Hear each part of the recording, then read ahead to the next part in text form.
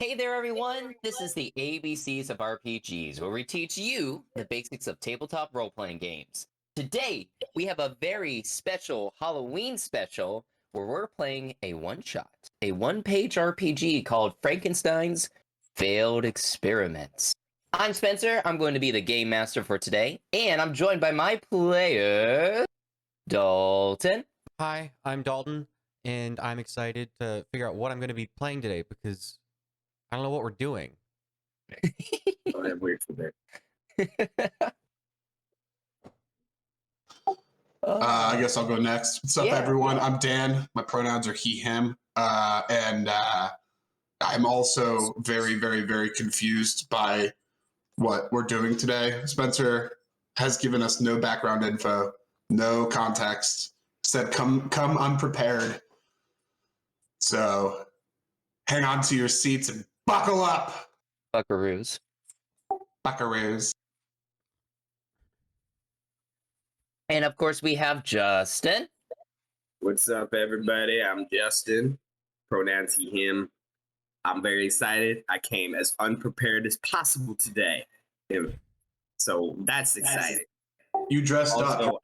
Would you like to introduce your alter ego as well? Oh, yes. And for our spooky Halloween episode, I am Kurt Cobain.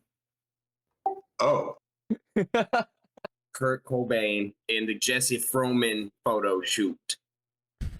You should look up the photo shoot. It's a good photo shoot. They're cool. They're cool. And you nailed it. Thank you. You did. I drank a half a bottle of scotch last night because there was this bar closing down that I go to because it's right down the street from me. And I was like, hey, I want a scotch special. And he pours me like a solo cup full of scotch. Well, if they're shutting down, they got to get rid of all the bottles. You gotta get rid of it. Which was fun, but also terrible. Ooh, breakfast burrito. And up next, we have Ashley. Hi, everyone. I'm Ashley. My pronouns are she, her. Excited for whatever failed experiment I'm playing. I don't really know what the goal of this game is either, as everyone else. But it should be fun. I like Halloween and spooky stuff, so should be good. I went as a bumblebee to a Halloween party last night, and I went as the same bumblebee on Friday night as well. So repeating costumes, because that's what you do when you're in school and have no money. So It's okay. I dressed up as a dinosaur. I have a dinosaur onesie. I did change into a dragon onesie because the party last night was outside. There was like heaters, but it was cold, so I changed into the onesie because it's warmer. And of course, we have Christian. Hello, my name is Christian. Yeah, I also don't know what's going on. Don't know what to do with my hands either. What do I do with Put him down to your side, Ricky Pop. You're fine, Ricky. Put him down. Put him Just down. put him down, Ricky. but yeah, looking forward to, role playing my inner monster. Yes. So yeah, I'll go ahead and read kind of like the opening, the setting, the step 0 of the 4 steps that's a part of this one-page RPG, and we'll get into it. Thunder strikes upon Frankenstein's lab, and from a pile of failed experiments, you are birthed. A monstrosity made of frogs, fishes, flesh, bone, and machine. Exact revenge upon Frankenstein for your dreadful existence. Escape from this infernal laboratory, form bonds, find beauty in the world, remake your being to be the best versions of yourself, and dream of a future. And that's where we're starting. So, if you guys turn to Roll20, I'll go ahead and reveal kind of like where you guys are starting out, the waste pit, as they call it here. And we're going to go ahead and start creating our characters. But before we do that, I want to make sure I'm going to share. Everybody has essentially, I'm going to show everybody the first 3 steps of Frankenstein's failed experiments, because step number 4 is for me as the game master. But yeah, let's go ahead and kind of I'll show you guys this and we can kind of take a look and read along and make our characters. Justin, if you're looking to get into Roll20, I sent a link in the Discord. So but yeah, so essentially one of the first steps that we're going to be doing is step 0 was the setting, and then number 1 is going to be stats. So how I like to think about this is that this is a one-page RPG. So for the main part, a lot of these are designed to kind of be played in one sitting, and you don't need a lot of thought that goes into it. It's very basic steps, make it up as you go, and as I kind of told you guys, just feel free to be weird with it. Don't hold back. If you want to do something, we'll do it, and we'll figure it out, even if there's not a role for it, because they give just the basic bare bones to this. And there's definitely they provided me with a map that you guys can kind of go through, but let's just kind of get into it. So, can everybody see the Frankenstein's experiments, the sheet that I shared? Yuck. I see. Yep. Perfect. Okay, cool. So, up here in the top left, I have the waste pit, as it's called, but we're going to be making characters, so I'm going to reveal some tokens at the bottom that you guys can kind of pick from, because number 1, we're all going to start out. Make sure you guys have a pencil and paper.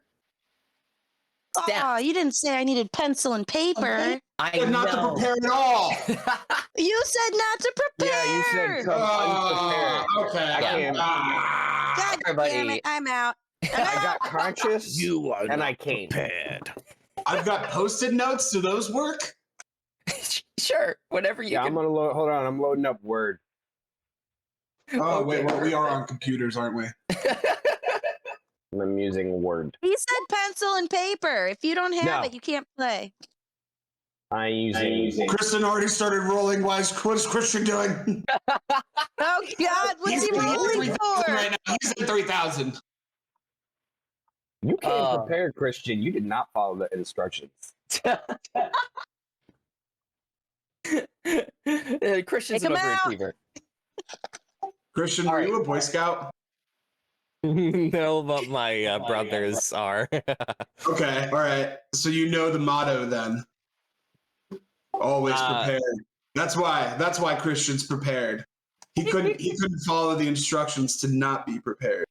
I couldn't sleep last night, so and it was this that was bothering me. So in the middle of the night, like a fever dream, I got up and I was like, I gotta look through this.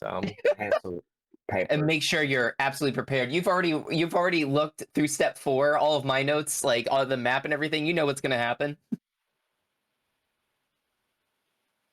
Frankenstein failed experiment. So, stats. Let's start with step number 1. We got the setting all set. Let's start with step number 1, stats. You have 4 stats. You start with 3 points for each stat and apply modifiers from the character creation limb table. So, the 4 stats that you have is motorics. Is that what? Yeah. Motorics, psyche, dexterity, and will. So just put 3 points, 3 down for all of those stats right now. And as we kind of do stuff, basically we'll as we kind of create your character, we'll be able to kind of like modify those. So we lost Ashley. Oh no! We don't have your video, Ash. No, I think we lost I'm coming Spencer. back. Am I back? It's trying. It's loading. Oh, she's trying. We can still hear you. There it is. Perfect. I opened up Roll20 and closed it. It's fine. We're fine here. It's not even the internet. It's just me being dumb. Okay. Okay, so make sure you have 3 points in motorics, psyche, dexterity, and will. And basically, if you look at the little paragraph below, it says, for any action of dubious outcome, roll a single d6. If you succeed, if the dice roll is equal to or lower than the value of that stat. So it's a roll under. It's a roll under system, just like we've played in the past. So essentially, 1 to 6, roll a d6, and that's kind of like if we're equating it to Dungeons and Dragons, that's our D20, right? That's our success fail right there. So, as long as everybody has their stats down, let's move on to step number 2, which is character creation. And this is where our stats can be modified, and we're going to figure out what we look like. So, Sweet. roll 2d6 once for each of your limbs, head, and torso. Then look up the list to discover the infernal union of parts from which you are born. Sweet. Yeah, so All for right, so each of your limbs, it's yeah. Game Master. It's 2d6 for each item. One set of 2d6 for your head, another 2d6 for your torso, another 2d6 for your arms, and another 2d6 for your legs. Exactly. If it helps Cool. out, I just maybe draw like a stick figure and just like point to each body part and kind of like list it or put your roll next to it. And then we're going to use the chart to see like what each of the parts. So like, for example, yeah, go ahead. Oddly enough, this is actually easier to do on pen and paper. So it says for each limb. So I roll 2d6 for each arm. So my Yes. arms could be different body parts, right? Oh yeah, you don't look pretty. You're a monster. You're a failed experiment. Beautiful. Oh, so it's 2d6 for each arm and 2d6 for each leg. Yes. So essentially, Oh. I just rolled my first 2d6, right? And I got a 5. I'm going to say that's my left arm, so I'm going to put a 5 to my left arm. So I'm going to do it next for my other arm. Head. 2d6. 10 for my left arm. Then I'm going to... I should just make a macro of that. What am I doing? I get a copy. All right, perfect. So this is my right leg is a 5 as well. My left leg is a 10. I'm going to do my torso next, and then my head. So my torso is a 7, and my head is a 5. I'm not going to be playing this character, but I just want to map them out. So make sure you have 6 body parts that you are rolling stats for. And I'm going to go ahead and kind of move forward while everybody's doing that. So, for example, my right arm, I got a 5. And if you look at the step number 2 for character creation, on a roll of 2 to 5, it's human goblin. So my right arm is like a human arm or like a goblin arm, whatever I want. But if you look, arms and legs, it doesn't change any of the stats, so we don't get any bonuses for it. If that would have been for my head, I would have gotten +1 for my psyche. If it would have been for my torso, I would have got +1 motorics. But because my arm is a 5, I don't change it. But my other arm, my left arm, is a 10, which is machine, because that's between 9 and 12. And if you have a machine arm, basically you get +1 motorics. So that's really nice. Now, if I go to my right leg, it's human as well. That doesn't change any stats. But my left leg is also machine, which is +1 motorics, but -2 dexterity. Okay. Yeah. I forgot my torso. My Oh, head. don't forget your torso. But then my torso is a 7, which is frogfish. And that gives me -1 to motorics because I have a fish chest. And then my head is a human goblin, so that's +1 to psyche. So Okay. Let's see. So my head was at 11, which gives me I'm a robot head. robot Sweet. head. I got robot head. It's an old computer screen, like an Apple IIe monitor. So you can be like, meow, meow. That's Oh. +2 psyche and -1 will. So my character who has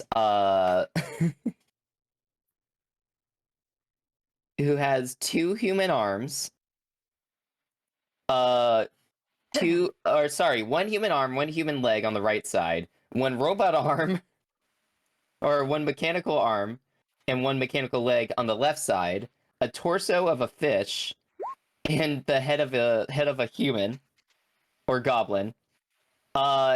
His Motorix is a 4, great. His psyche is a 4, great. So he's got Motorix, so like kind of like Motorix. Motorix is kind of like your strength, right? Is that how Motorix kind of works? I don't know, Game Master. Yes. I came unprepared. Relating to muscular.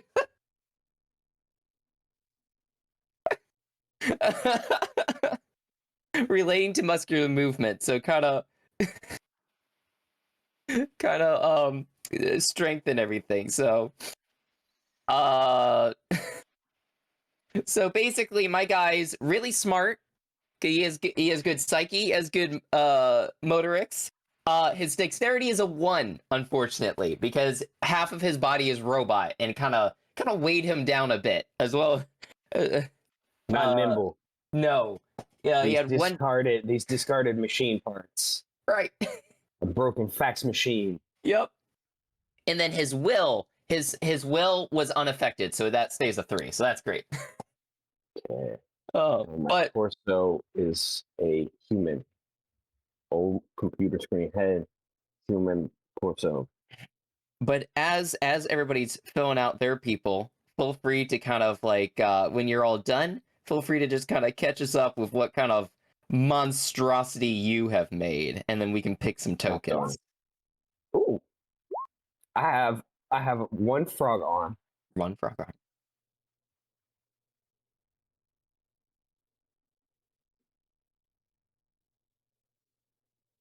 My left arm is frog arm. Left arm. Left arm frog.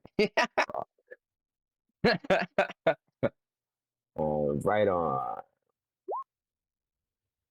Oh, another machine arm. That's a machine arm. Ooh.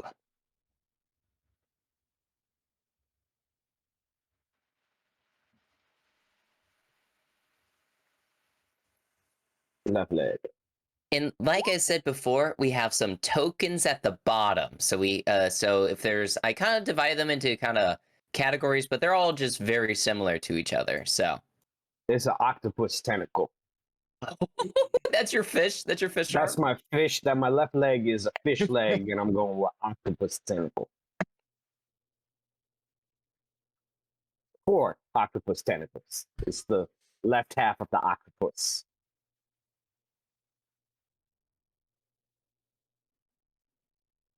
And right leg. Give him a chainsaw arm. Sure. If it's a robot arm, go for it. It's 7. Oh, it's another. Actually, it's just so he's squid from the waist down. Nice. Yeah, he's a.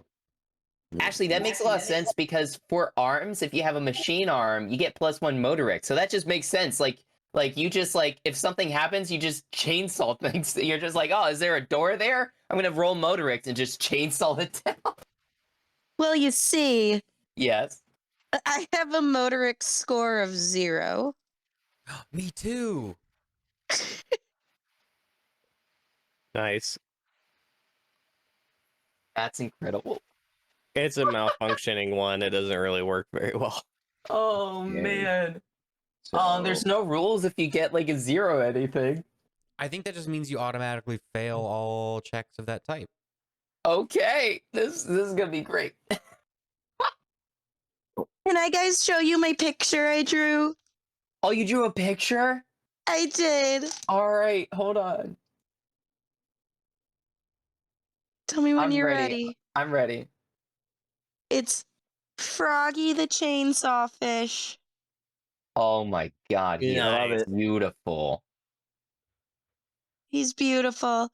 He's frog head, fish body, fish leg, fish arm, frog leg, chainsaw arm.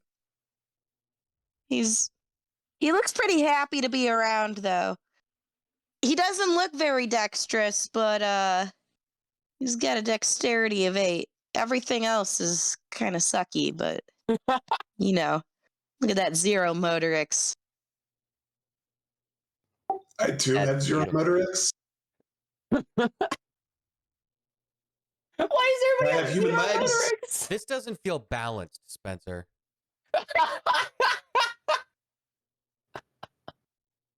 No, it's not.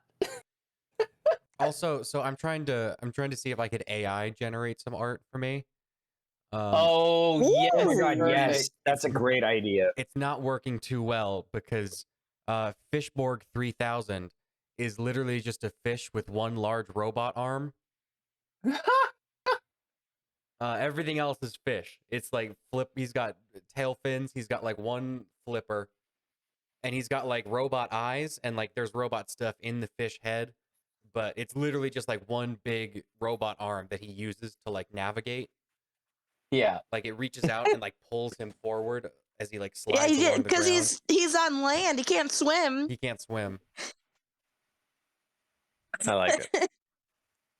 He's very dexterous though. He has 8 dex, so I think he automatically succeeds all dexterity checks. That's Unless the DM awesome. makes them more Awesome. difficult than base, I guess, if that's a No, rule. if I'm gonna say if you can just get a 0 for your stats and just automatically fail them, then I'm gonna say you can you can just absolutely like you can absolutely just get all of those like success, unless it's Yeah. like physically impossible, right? Like unless it's like you can't do it. Oh. Ashley, I just made a token for you because I took a screenshot when you're showing us your fish.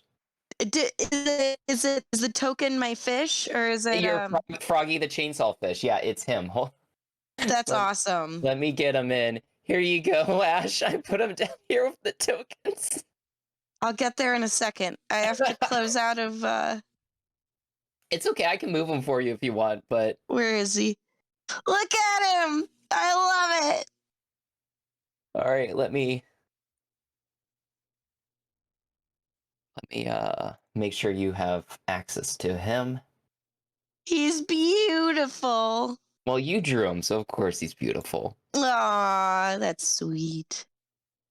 All right, I deleted him just because I gotta make it. Rude. So I like Froggy the chainsaw fish. no, he's coming back. Now you can control him. Now you can. Did you get a clear enough picture of him? I think so. Does he not look clear? I just didn't know if it showed up clear enough. But it looks, I don't know, it looks like a frog chainsaw fish. Yeah, he's Drawing. perfect. He's beautiful. he's the salt of the earth. No, you can't salt him. He'll shrivel up and die.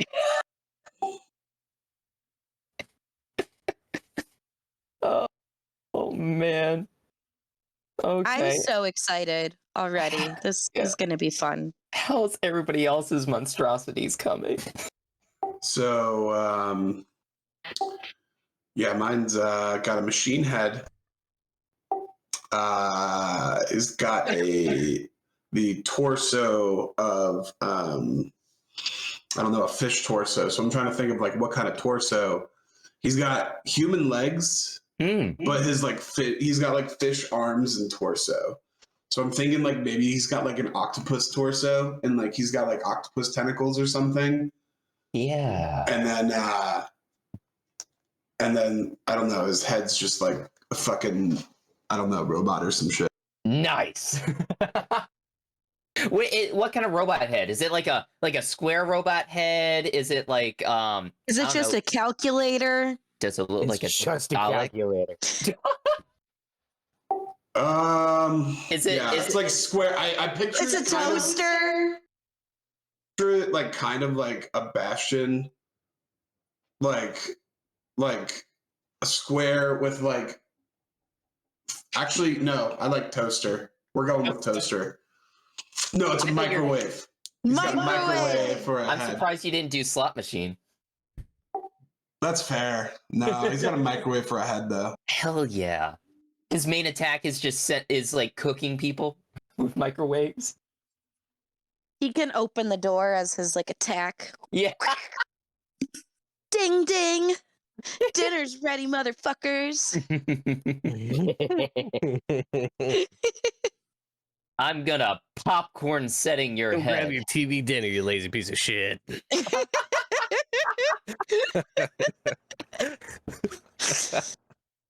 Oh, Okay. incredible. So no, Oh, oh. show my. This is you can't really. It's not good. Oh no! Here, can you But take a picture on your phone and send it to me? Yeah. No. Or drop it in the Discord? I'll be able to get it in the Discord. I love this. I love this that we're like taking hand-drawn pictures and making tokens. Oh, Dalton, how's your AI art coming along? It's not going well. Oh no! So I'm gonna, That's why you should just draw it by hand. the technology isn't quite there yet. We've taught the AI how to draw, but not how to draw what I want. It was just learning how to love. Yeah, unfortunately, It doesn't want to make a the AI monstrosity. art isn't good enough to generate the majesty that is Fishborg 3000. So I'm gonna have to Photoshop something. Fishborg 3000. Oh my god. Okay. So Ashley, your character's name is Froggy the chainsaw fish. Froggy the Chainsaw Fish. Can you tell my first pet was Hermie the hermit crab? Yes. And then you, Dalton, you said your character's name is what again? Borg? Fishborg 3000. Fishborg 3000. I'll let you know, I've been watching a lot of Star Trek, so the fact that you included Borg into his name, I find really offensive. This is not offensive. Actually, I did get past the episode where basically they meet a Borg and they're like let's be like Captain Picard's like, nah, just kill him. We'll send him to the Borg hive mind and with a virus.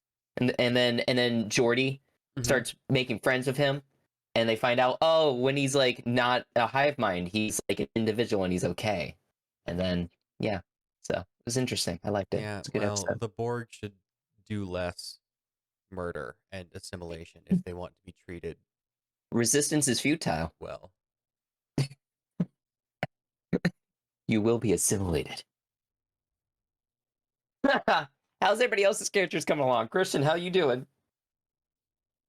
I'm trying to do this art generator as well. You Or AI generation, because it is interesting. Not exactly getting. Yeah, most of it's just like a frog. So,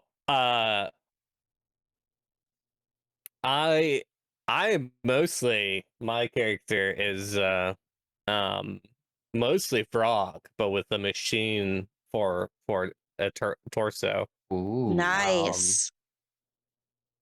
So I am quite dexterous. So with my legs and well, I have a machine arm as well. I see it, and Justin. with a frog arm and a frog leg, I think with my dexterity, I can kind of hop around very, very easily. And just slap some dudes with my motoric. So Can I change the name of my character? Yeah, go right ahead. You should be able to adjust the handout. Okay, I'm renaming him Franklin Frogger Husqvarna Finnington III. Beautiful. I love it. All right, Justin, I'm getting your character made. Oh, that's a better picture. Hold on. Keep it there. Oh, he's much bigger in that photo. Oh, yes, I got him. Beautiful. I got him. Yeah. So he's got squid legs and a claw arm, and then a frog arm, and then a person torso, and his head is an old Apple IIe monitor. I love it.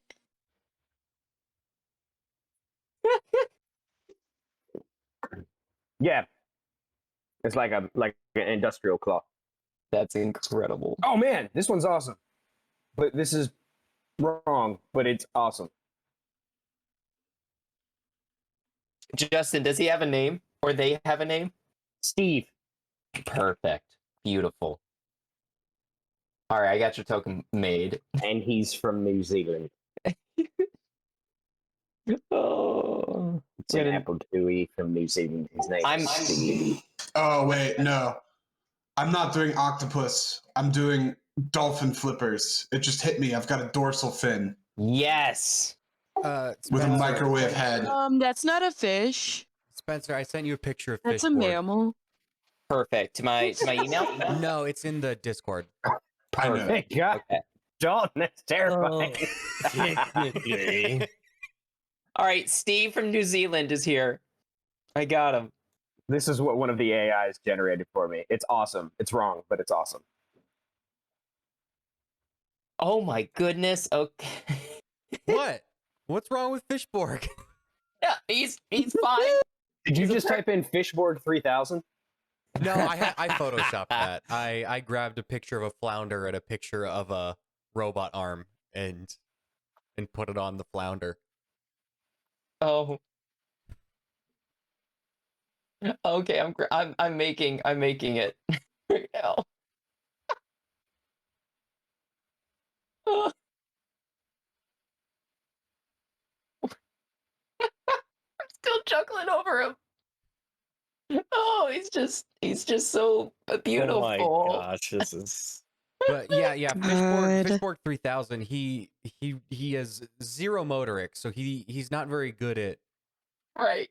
moving around because he has to drag himself with his like big robot claw. Uh-huh. And he's got a very, very resistant psyche due to his robotic brain. His fish brain has been fully integrated into a robot brain, but he is very dexterous, and he's also a coward. So his will is really low. It's like Dr. Octopus, how his tentacles made him angry. Yeah. Fishborg's tentacle makes him very scared.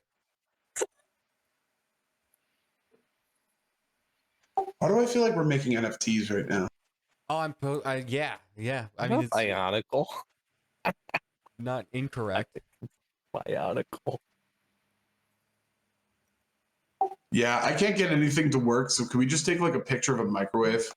Yes, I will absolutely do that for you. All right, Dalton, I'm putting Fishborg in your.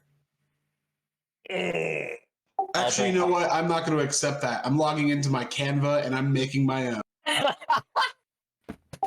When you know machines fail you, just sometimes things need a human touch. A Yep. human touch. That's what I did, Dan. Oh, is this yours, Christian? Yeah, Perfect. that's like a find. Christian, what's your character's name? Hopper. Hop. Beautiful. Beautiful.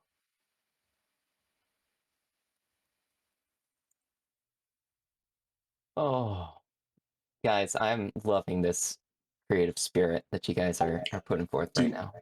Do you want to know what my character's name is? Yes. Yes. Yeah. Microwave. General Electric 3000. Nice. Nice.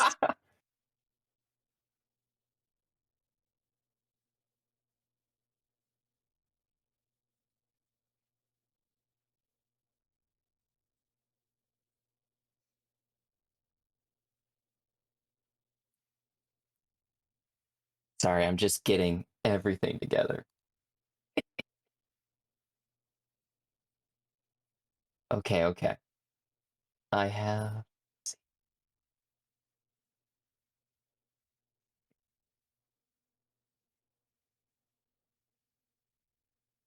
Sorry, I'm making Christian's token right now.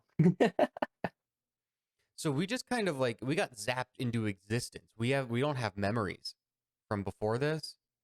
I don't think so. I think you are brand spanking new, which kind of Yeah, makes sense. just a hodgepodge of parts. Yeah, because makes sense. Because like in the original like Frankenstein, like his monster didn't like it. Like he was made from previous body parts, right? He was But made he from didn't like have a memory, or his brain didn't have a memory. right. Oh, actually, the original Frankenstein, he wasn't made from body parts. I don't think he was kind of like molded, like Frankenstein. He didn't really in the original Frankenstein. He didn't really get into how he did it, which makes sense from like a narrative standpoint because like obviously like Mary Shelley was like I don't want to Not really necessary to the story. right, and it's cool because she kind of like worded in the story like made it so like hey like I'm having trouble. No, I got it. Sorry. I was having trouble downloading Christian's thing, but I got it now. We're good. But basically she like because in the how the it's narratively written is basically it's Dr. Frankenstein recounting his tale to somebody else, to like a ship passer. And so he specifically says in the story, like, oh, I'm not going to go into detail because I don't want anybody to repeat the horrible things I've done. But it works narratively because then Mary Shelley doesn't have to make something up about like how it was made, right? So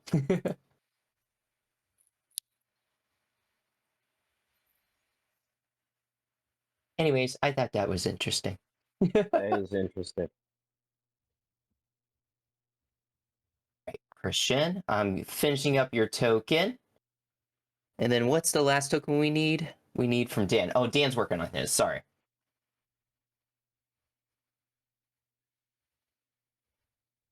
So, what kind of websites do you guys go on to for AI generated art? I haven't gone too deep into it, but I see Stable Diffusion used a lot as like a general purpose one. Interesting. I'm on Wombo. I wumbo, you wumbo, he, she, we, wumbo, wombology. The study of creating AI art.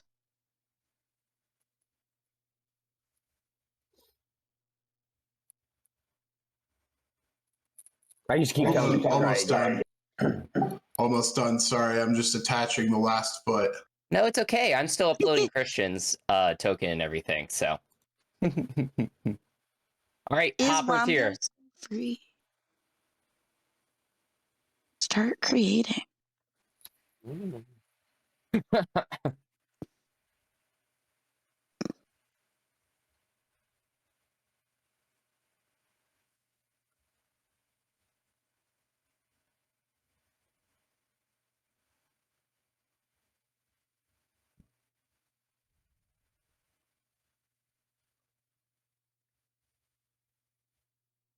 Okay, cool. All right. Can everybody control their tokens too so far? Like Dan, are you able? Oh wait, sorry. I asked the one person. Ashley's able to control hers. Justin, are you able to control Steve from New Zealand? Oh, there he is. Hold on. It's Steve. It's Steve. I think that's Steve. It's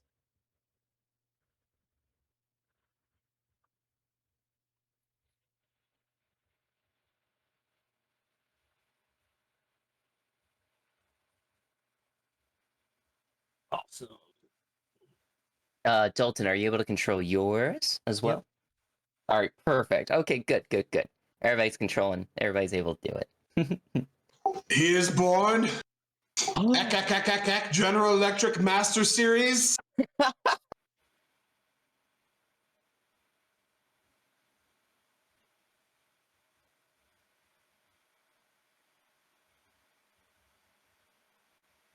Behold. Behold! Oh my God, Dan. I just he's yes. just he's That's he's the beautiful. best. I love him. When AI fails, sometimes you just need a human. A human Human touch, touch. yeah. It's perfect. Thank you. Also, my neighbors are making like really weird banging noises, so I'm gonna go like be nosy for a second. Okay. Oh, like fun banging noises, or I don't think No. that.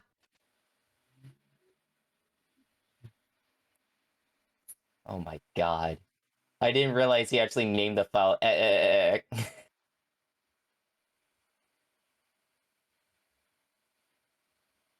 Okay. Oh man, this is awesome. It's not quite right, but this is also awesome. This is another one that I generated. I think I'm just having too much fun now. Doing that too. It's so much fun. I just keep hitting generate Yeah, again. so- Oh, the AI? Yes. Which ones are you guys using right now? Wombo. Should check it out. I thought you were making a SpongeBob reference when you said Wumbo. No, the just- website is called Wombo. And then we were like he, she, they. Well, I mean, the Wombo. website probably is also making a SpongeBob reference. So That's possible. by the transitive property, we could say that Ashley is making a SpongeBob reference. That makes sense. Sorry, I'm an ass. Also, there's a privacy fence for a reason, so I guess I can't be nosy. You couldn't like peek through the slats. No, like there's a privacy fence. So like even if I peek, oh, I guess I'd have to go outside. I don't know. Mm. Bet you can That do sounds it. like a lot of work. That is a lot of work. It's cold. All right, it's It is cold cold. here in Ohio. Guys, you can mint your AI artwork as an NFT. Amazing. Ooh. It's an extra action. It's optional. That Okay, gives Dan. you absolutely no value. What's up? General Electric Master Series is on the board. Can you control him? Yes. Yeah. Okay, great. All right. I'm gonna move you guys to the waste pit, and then we can get this party started. Oh, let me know when everybody's ready. I know that's been a fun thing, but I can be Oh. ready whenever. Okay, so let's reintroduce ourselves, and can you give a brief description of your failed experiment again, real quick? So, Dalton, can you introduce yourself? Yeah. So I am a being known as Fishborg 3000. I was recently born into this world via lightning strike, I guess. I am almost entirely fish, except for some machine cranial implants and one large industrial like 6-axis grabber arm on the side of me that I use to pull myself around on land. Amazing. Incredible. All right, Dan, you wanna lead off next? Yeah. So I'm General Electric Master Series. I have a dolphin torso and dolphin flippers. Even though dolphins aren't fish, I'm a dolphin. So whatever. I heard a Dalton torso, and I'm like, why Dalton specifically? No, a dolphin torso. Oh my God. I have human legs, so that's pretty chill. You know, I'm not sure They're that Dalton's legs. I'm not sure that they're the same legs from the same person. Mm.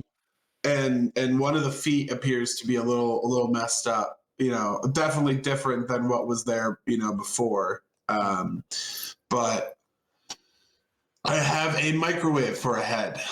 So Can he speak? Or does he just like make beeping noises and stuff? beeping noises, yeah. But I'm just gonna say that you guys understand. Yeah. Like I could display little messages on my microwave, like on like the little screen. I could change those messages. How about that? Oh, The little font up in the corner. Yeah. Like your meal is ready. Yeah. Time to die. Beep, beep, beep. All right, perfect. Justin, you wanna take the reins next? Yes, I'm Steve. I have a computer head and this one fish arm, and my other arm is it's a claw thingy, good for grabbing, and then my legs are octopus legs. Also, I'm from New Zealand. That's perfect. Okay, awesome. Yes. All right, next up, Ashley. Do you when we get your video back, let's introduce your character. Hi. Does that work? Can you see me? Yes, we can. Mhm. Cool. Is it just freezing? It does the loading sign, you know? Okay. Well, my character is Franklin Frogger Husqvarna Finnington III. He has a frog head, a robotic chainsaw right arm, a fish flipper left arm, a fish body, a left frog leg, and a right fish fin. He has a 0 in motorics, so that's a bummer. But somehow with a frog leg and a fish fin, he's very dexterous. So should be fun. Slippery. Franklin's a slippery sucker, so slimy. The frog and the fish. Can't catch Sorry. him. What's his name again? Franklin? Franklin Froggart Husqvarna Finnington III. Rockert Huska. Okay. Yeah, gonna- like the chainsaw brand.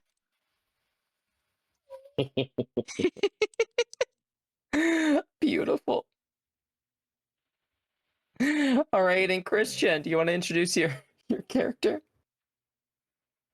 Yeah, my character's name is Hopper. Not very smart, because its head is a frog, but its body is and left arm is machine, so it hits things well, um, and travels great distances, exceptionally well, and yeah, Hopper just communicates in ribbits. That's it. Ribbit. Ribbit. But I mean, like, you're all monstrosities. You I don't know. You've learned a central language, or you can communicate by, like, gesturing and whatnot. You got it down. Perfect. All these failed experiments are beautiful monstrosities, but obviously not in the eyes of Dr. Frankenstein. So you guys have to enact your revenge upon him. So I'll read we're not doing step number 3 because I'm about to read right off the bat about this. So this is area number 1 as a part of step 4, which you guys can't see, but if anybody else is looking at home, the Frankenstein's Failed Experiments one-page RPG, you can follow along with what I'm doing. So area number 1, waste pit. A pit of rotting sludge of frogs, fishes, flesh of goblin and man, rusting machine parts. This is the life soup that the players find themselves at the beginning. Everyone roll to find some gear. So now we're doing step number 3. Gear from the pit. Roll 1d6 and pick the relevant weapon from the list below. So if you guys look, there's there's 6 different weapons. If you roll 1, you get a femur. 2 is a broken sword. 3, a bag of coal. 4 is your fangs and claws. 5 is a rusted knife. And 6 is worm-eaten wood beam. So, whenever you guys have rolled, let me know what you got. Fishboard found a rusted knife. Nice. So now he's just like an industrial robot. Like, oh my god, have you guys, I forget where, I need to look this up, like give the artist credit for sure, but they hooked up one of those robot arms. They gave it a knife and they hooked it up to a plant, like just an EKG thing with the plant. And they use like the effectively like static waves coming off of the plant to control the robotic arm. And so it's just a robot arm, like swinging a knife in front of a plant hooked up to a robot. and it's absolutely incredible. Oh my god. And that's what Fishborg is That's what now. Fishborg has. With the knife. Oh, who's up next? Frogger has a femur.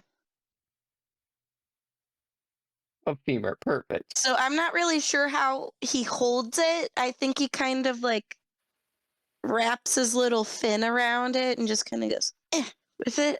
Yeah, just twists and hope it hits. You know, since he doesn't have fingers or thumbs, he can't hold it with the chainsaw hand. So yeah, that hand's not. I guess for... that's, or yeah. maybe he holds it in like his little frog foot. Frog feet are like pretty sticky, so maybe he just hits it with his legs. You know what? So, I would rule that like you could use your chainsaw as like your weapon, because when we get down to like how attacks work and everything, like you could it's pretty simple. So you could just have the femur on hand as like an item if it comes up later, but you could use your chainsaw to attack. So cool. yeah, That sounds great. What kind of a femur is it though? I imagine if I'm a little frog fish person, like am I human-sized frog fish person, or am I like 5 inches tall? Up to you. I'm not sure if you like if you see the art in the top left of the page, there's like normal kind of like size looking people, but there's like a short fish person too. So you guys get to decide how big and how small you are. I want to be like a foot tall, and this is like a rabbit femur. So beautiful. You're a deadly 1 foot tall like chainsaw wielding fish thing. Dan, what weapon did you get? I got fangs or claws. So I don't know, like if you have very long nails on your toes. on my not flippers. hep. Like what? So I like kick people, like karate kick people? Yeah. No, you slash them with your gnarly nails. Slash them. Like on my feet? On your feet. I don't know. Can I just not have like blades on my flippers or something? You can have blades on your flippers. Yeah, let's just do blades on the flippers. That sounds perfect. Sick. Yeah. Yeah. Blade. Like flippers. instead of fingers, it's just like 5 kind of knives. Beautiful. Christian, what'd you get? I got claws. So I think of it as like basically the what is it, adamantium or whatever? Yeah. Wolverine like claws. Wolverine? That just comes out of my machine arm and frog arm as well. But I guess that And then Justin, what'd you get for a weapon? Oh, I got a bag of coal. Nice. So in my frog arm, it's like a sock full of coins. Oh, beautiful. Okay.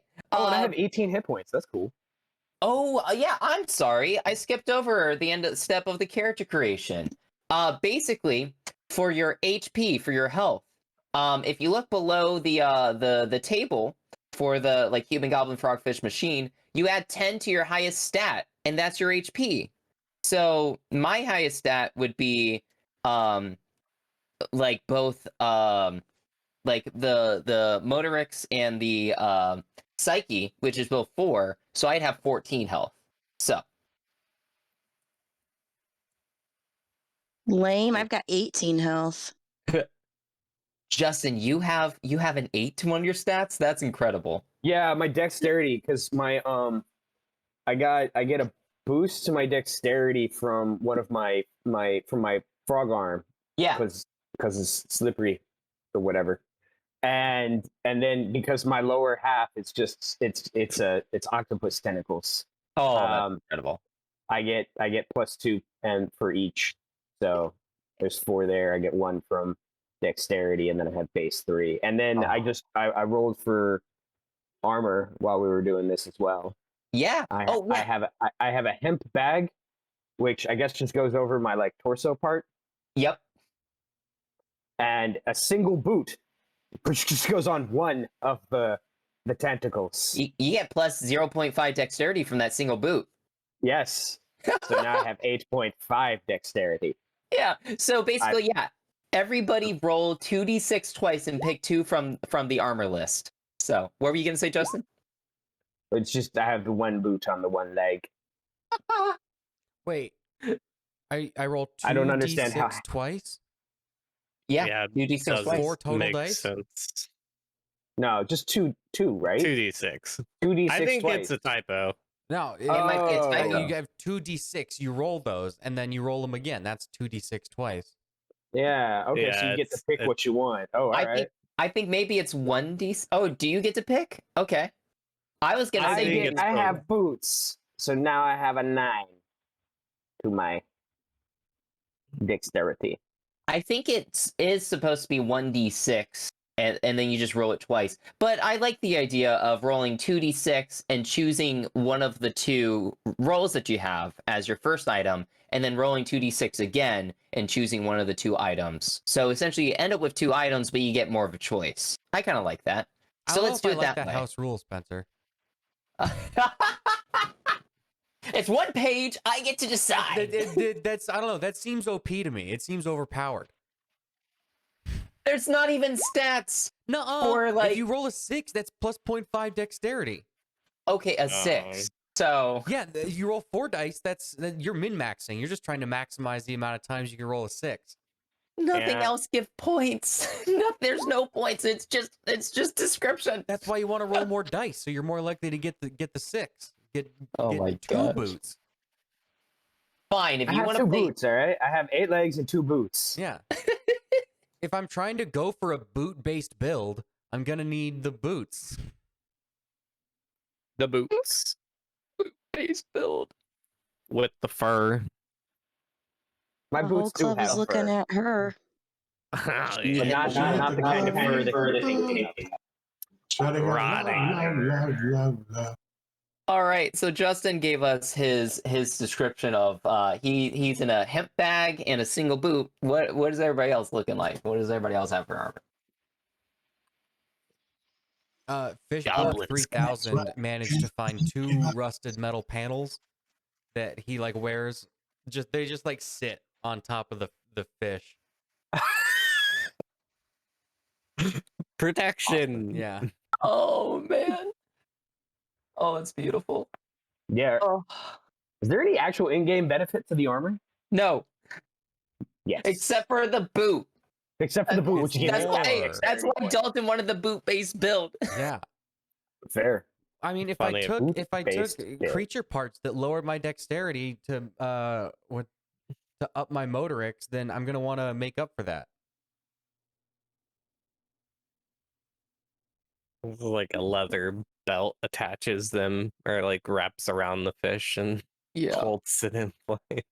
All right, Christian. What did you get? What was your armor? Well, I'm wearing goblin skin that Beautiful. disguises the machine bits of me. And also rotting fur. Because the idea is that like with the rotting fur, I get up in people's faces, right? And Yep. then that gives them a debuff. So when I start attacking, it smells so bad. Throws them off their game. Yeah. Yep. It makes perfect sense.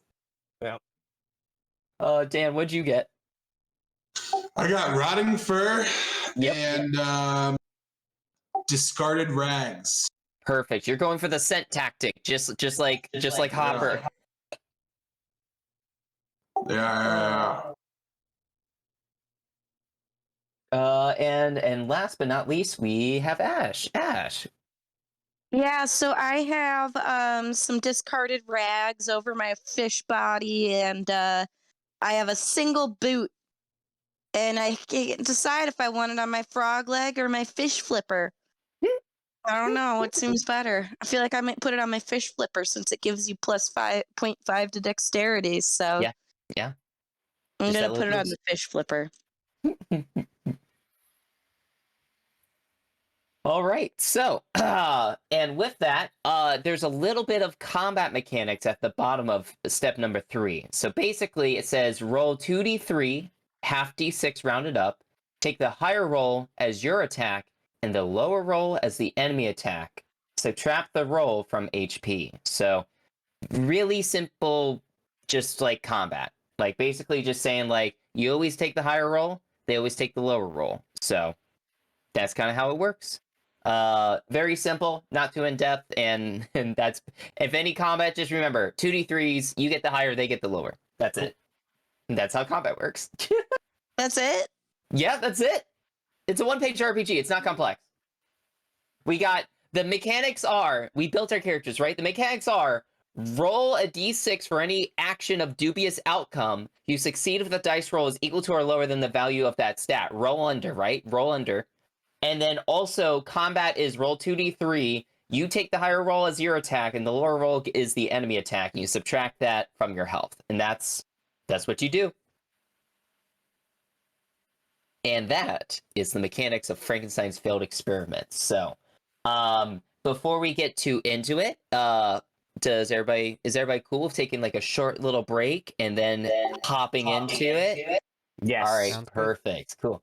So we're gonna take a quick break. We'll be back in probably about 5 minutes, and then we're gonna get into what's going on with our characters as they wake up within this waste pit and what they decide to do within Frankenstein's laboratory. All right, see you guys in a second. See you in a Cool. bit. Welcome back, everyone, to a very special episode of the ABCs of RPGs, where we teach you the basics of tabletop role-playing games. We are doing a special Halloween special. We're doing a one-off called Frankenstein's Failed Experiments. If you're just tuning in, the party has not only made their characters, but we've all made amazing tokens. Briefly, could everybody just shortly introduce themselves once again with like their name and such? Let's start off with Dalton, if you're good. Yeah. Hi, I'm Dalton. I am playing Fishborg 3000, who is a flounder who got an industrial robot arm attached to him, just like sticking off the side. I guess the top technically of the flounder. But he found a knife and a couple like rusted metal plates. So he's going to be describing himself as Sir Fishborg now. He's been knighted. I want you to know that. Because he found a sword and armor. Oh, perfect. Oh, it's beautiful. Dan, you want to lead off next? Yeah, so my character is General Electric Pro Master Series. So essentially, he has a dolphin torso and flippers with blades on the flippers because I rolled for fangs and claws, but like where am I going to put those? And then I have human legs. Both of my legs are human, although I don't think they're the same from the same original body. And my head is a microwave, specifically a General Electric microwave.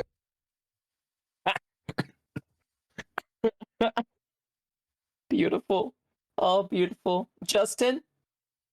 I'm Justin. I'm playing Steve from New Zealand. Steve? I have an old Apple IIe head. My legs are the bottom half of an octopus, and the body of a man, but the arms of a frog and a claw machine. Beautiful. Beautiful. Amazing.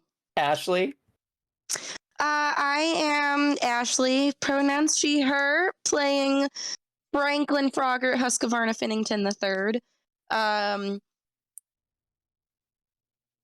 I don't think Franklin really has a concept of gender, but I guess he uses he, him pronouns. Okay. But I don't think that really matters to him. He He's just got got a birthed. frog head.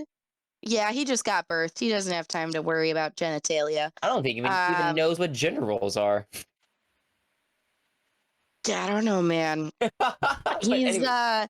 he's got a frog head, a fish body with little flip fish fin on one side and a fish leg fin on the other side, and then a chainsaw arm and a frog leg. He has a single boot, not two, just one, on his fish body leg, that side. And he also is only like a foot tall and is armed with a rabbit femur. He's a feisty little guy, and he's got some discarded washcloths that he's fashioned a tunic for himself out of. Perfect. All right, and Christian. My creation is named Hopper, and basically a frog version of Wolverine, but with goblin skin, you know, and is not very smart, you know, just hops around killing people with endless rage. As you do. As you do. Oh, perfect. So, once again, I'll reread the first paragraph from the waste pit, just kind of describe where you're at, but then I'm gonna continue on. So, you guys are in a pit of rotting sludge, frogs, fishes, flesh of goblin and man, and rusting machine parts. This is the life soup that you find yourselves in at the beginning. So the first prompt that it asked me to ask you guys, it says, discuss what existence means to everyone.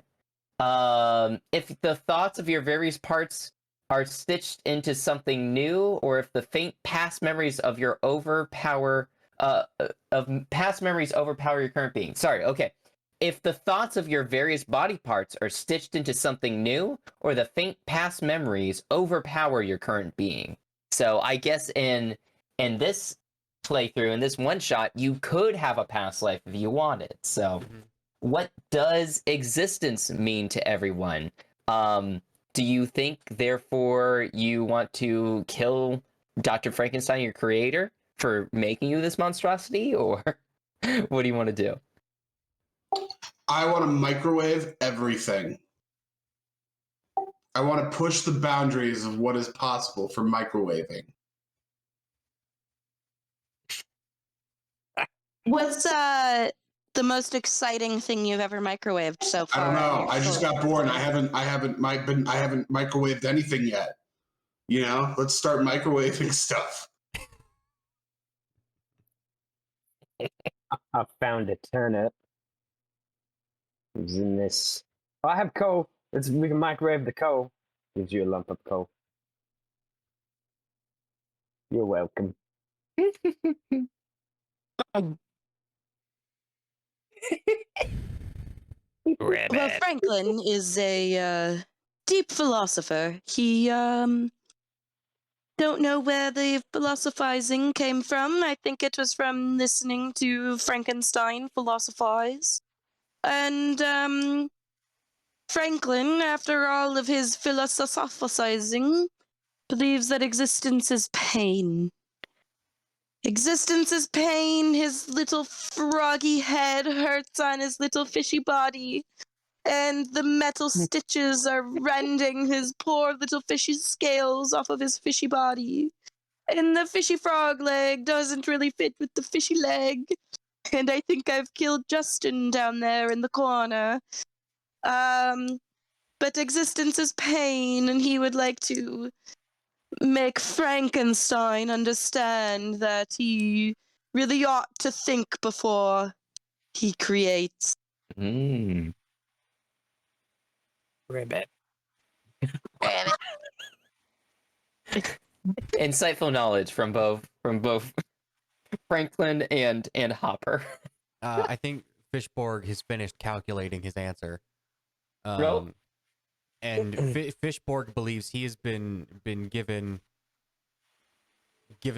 life and found this sword as fulfillment of the prophecies he remembers back from medieval England about a man pulling a sword from a stone. So Sir Fishborg thinks he's like the next King Arthur, and he will be leading his newly found Knights of the Round Table on a quest to depose the current king, so Sir Fishborg can take his rightful place on the throne. Oh man, Nice. I'm getting yeah. Go ahead, Justin. I'm ready to go. Yeah. So Steve understands from his memory banks left in this monitor that there are things called tacos and that they're supposedly delicious. However, Steve does not have a mouth and cannot eat tacos, and Frankenstein must pay for this.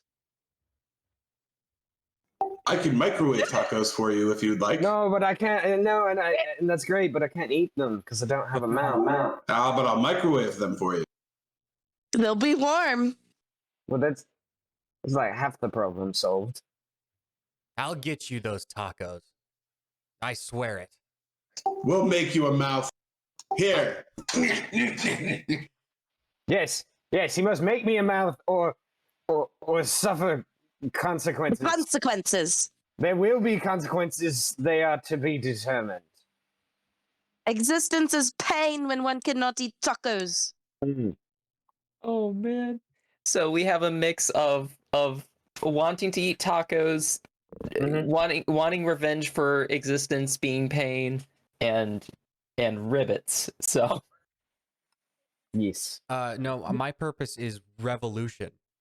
right. I'm right. upending this failed regime perpetrated by this Dr. Frankenstein. This trash pit is ready for Anarchy, change. man.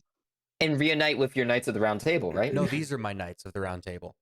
Oh, that makes These are more sense. the- Okay. I got yeah. the microwave one. I've got the sad one. All the guys. I think they're Gang's all here. Yep. Gang's Gang's all all here. here. Okay. Yep. Okay, perfect. So, yeah. So basically, you're in this kind of like room filled with like other failed experiments, right? Just body parts and legs and bones and all the discarded stuff that you found and you have armed yourself with. There's really only kind of like one entrance to the room that is immediately to everyone's right. So, whatever you guys would like to do, you can kind of go on from here. Just remember that we have 4 core stats to kind of interact with the world. Motorics, which is kind of like your strength, your muscles type deal. Psyche, which is kind of like your mind power. Dexterity, which is kind of being nimble and such like that. And your willpower, which is probably like resisting persuasion or just having courage and such like that. So there's not much in this room, right? other than the Besides all stuff the that you refuse? found, yeah, I think it you could spend more time looking for stuff if you really wanted to. But it There seems like you Evidence have- of what direction Frankenstein may have headed in. But well, there's the one door. yeah. It looks like. So I think we should maybe go there. My foot hurts. You just got that foot. Stop complaining. My foot also It's hurts. brand new. My everything hurts. What I is told this you thing? guys, existence is pain. Hey, hand me that dead squirrel over there. Yeah, I pick up. and my robot The arm, like, brown picks one or it the up. gray one? Both. Oh, are we going to microwave them? Yes. Excellent. I kind of use my little femur to push like a dead raccoon over to him. How about this one? It's like when you play polo. You're on a horse and you have like the croquette or like the mallet and that's what I'm doing with the femur and the raccoon to You whack get it you're to whacking the raccoon at them. yeah. At All of a sudden, Hopper goes berserk. Like, oh, it jumps on. Hopper jumps on like over to the raccoon and just slices it. Oh my gosh. I take my flipper and I insert it into like the handle, and I'm like, I open it. Please insert squirrels. Must microwave squirrels. Please insert into my face. Hopper Okay. takes the sliced pieces and inserts it into the face of this microwave. I slam the microwave shut and I just go, someone press the buttons and make it start. Press the buttons, God, please.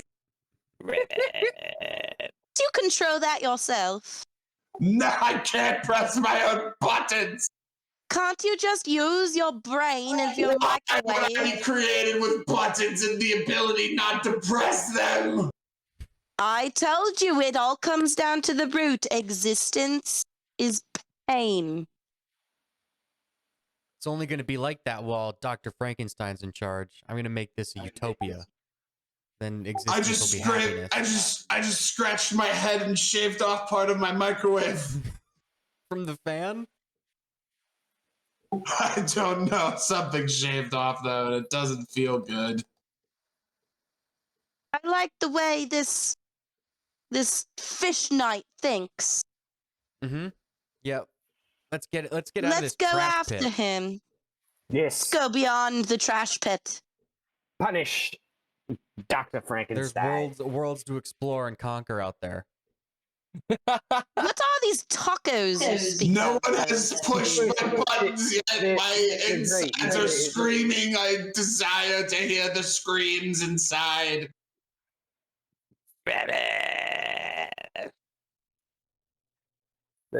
Okay. Steve, his little like suction cups going like are going through this door. Nobody presses. Nobody presses. Why would Hopper, anyone don't let press your my ex- buttons? Yeah, on his way past microwave face, he pushes the start button. Sweet relief. Dan, do you want to do? I want to call it a psyche roll since it's your head that microwaves. Want to do one of those rolls for us to see how well you cook the raccoon pieces? Yeah, sure. Okay. So what is it? It's a 1d6, and it's a roll under system. So compare it to your psyche stat. Okay. My psyche stat is a 5. It's good. That is good. You did. Yeah, you cook up those raccoon pieces. They're nice and toasty now. Toasty up the raccoons. And with that, I'll go ahead and describe the next room you went into. If anybody's following along with step 4 in the guide notes, we are on we are on location number 3, which is the library. Littered with books on science and magic. You see before you dozens upon dozens of different literature Dr. Frankenstein has collected over the years. You see 2 entrances, one over here on the left side, and then one to the south that goes further down. To straight ahead, as you kind of enter the room, you see a window that kind of overlooks some city a little bit. Coming in from the window is the light of the moon shining in and the dead of night.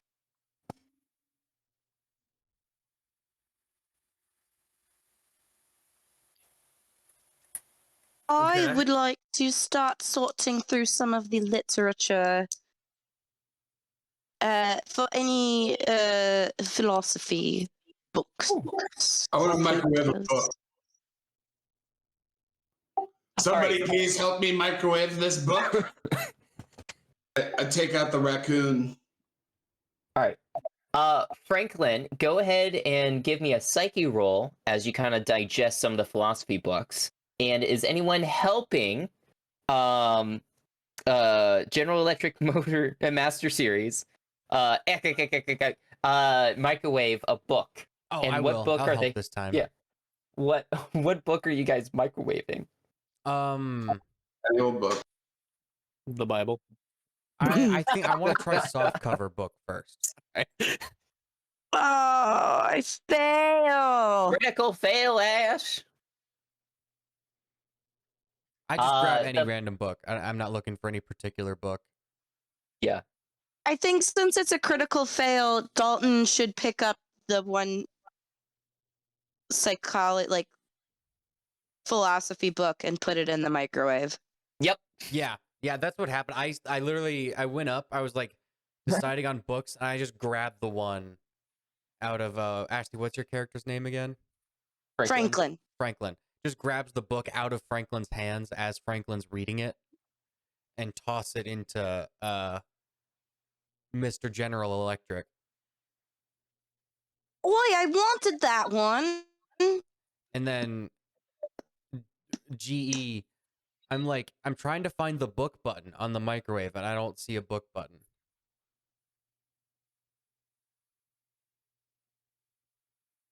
Dan, is there a book button on your head?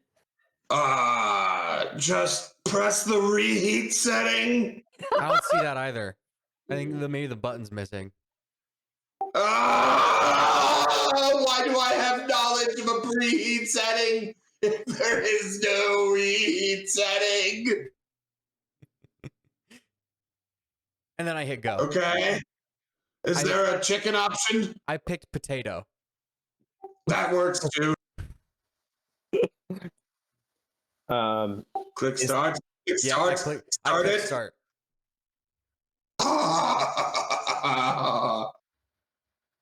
Sweet bliss. Yeah. You microwave that book. I would like to go up to Hopper and I would like to ask him what hurts. Hopper, what hurts you?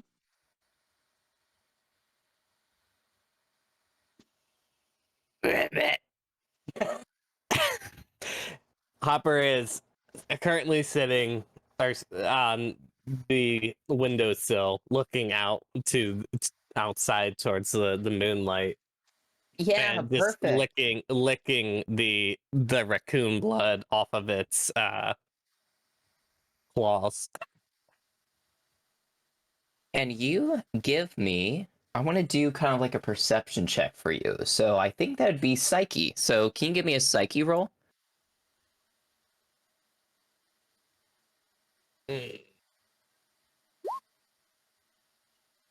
Failed. Oh, okay. Then nothing happens. You look out and you see the the beautiful city shrouded in the moonlight that's pouring in from the window. And that's it. Imagine Yeah. Hopper just starts like going off on this tangent since Franklin asked. Franklin asks, it's like ribbit ribbit ribbit ribbit ribbit ribbit ribbit ribbit ribbit. And Franklin responds, "Oh, well, dear Hopper, ribbit, ribbit, ribbit, ribbit, ribbit, ribbit, ribbit, ribbit, ribbit, let's go kill Frankenstein." Ribbit ribbit Ribbit, ribbit, bitch! Ribbit! ribbit. Ribbit! Perfect. And what's Steve doing over near that other bookshelf? Steve's looking for books, maybe about Castle Frankenstein. Yeah. Let's go ahead. I'll do a psyche roll for that too. Okay.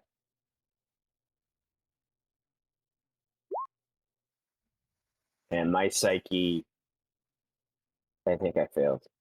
Oh. No, oh, what happens when you tie? You succeed. That's a success. Oh, okay. I managed to succeed. Perfect. So you're looking for what kind of books again? I'm sorry. No, books about like Castle Frankenstein, like maybe it's like blueprints or. Yeah, as you kind of like read through these books, unfortunately, there's not really any books particular about Frankenstein himself. But I'll say that, as you're kind of flipping through stuff, your memory starts to come back to you and jog a few things. You remember, oh, I remember him having an assistant named Igor, or Igor, one of the two, who knows? As well as Dr. Frankenstein. You remember vague memories of maybe like a laboratory as well. So there's probably a room for Igor, there's probably a laboratory, and then maybe the bedroom of Frankenstein themselves. So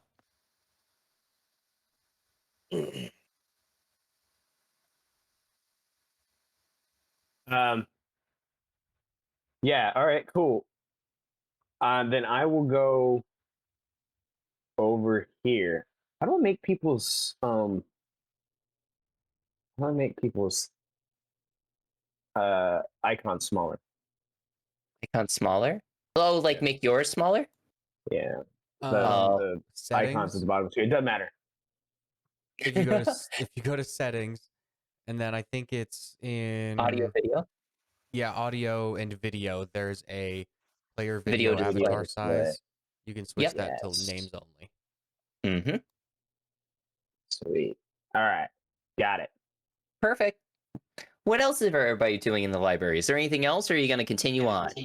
Is there anything else I can microwave? More books. Maybe a wait, pen no. and ink. I have an idea, Ooh. and I try to use my claw to smash the glass in the window. Yeah, sure. You smash the glass open. Well, actually, give me Motorix Motorix. I'll give you a Motorix roll. I failed because my motorix is 0. My robot arm it's very dexterous, but it's not very strong. Yeah. And it just kind of like taps on it a little Tink, bit. tink, tink, tink. Yeah. I want to use my rabbit femur to try and get the window too. All right, do it. Is it a motorix roll for me too? Yeah, because I you're like also fail. smashing the window, right? You're trying to smash it open. Mm-hmm. I would I argue also that fail. dexterity is like dodging stuff or moving nimbly. Motorix is like strength stuff. And so, yeah. You both are like tapping on this window. Ting, ting, ting, Just ting, ting, gently tapping on it. ting. Yeah. General Electric. I want to I know mean, what remember, happens if I'm you like a microwave foot some of tall. this clear stuff. So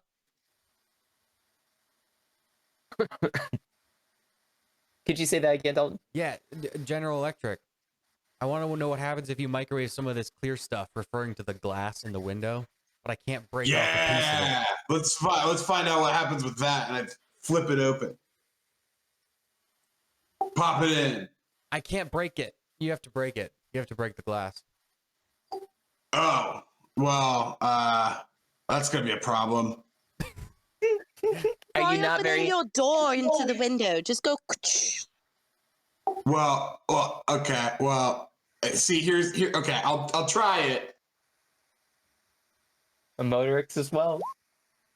Yeah. Wow, I have a 0 Motorix.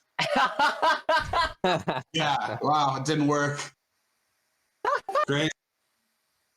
It's I like like we when you all have press very bad motoric scores. Mhm. Yeah. because we're all frog people. It's true. There were a lot of frog and fish parts in the waste pit. Oh, man. Okay, True. cool. So you guys are all pounding on this window. Nothing's happening. Mhm. What's Steve and Hopper doing down to the south end of the room? Steve is gonna go into this area over here. This area? Perfect. Yeah. Yeah. So you step in to a room.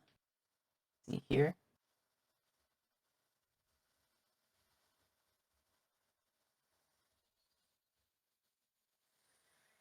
All right.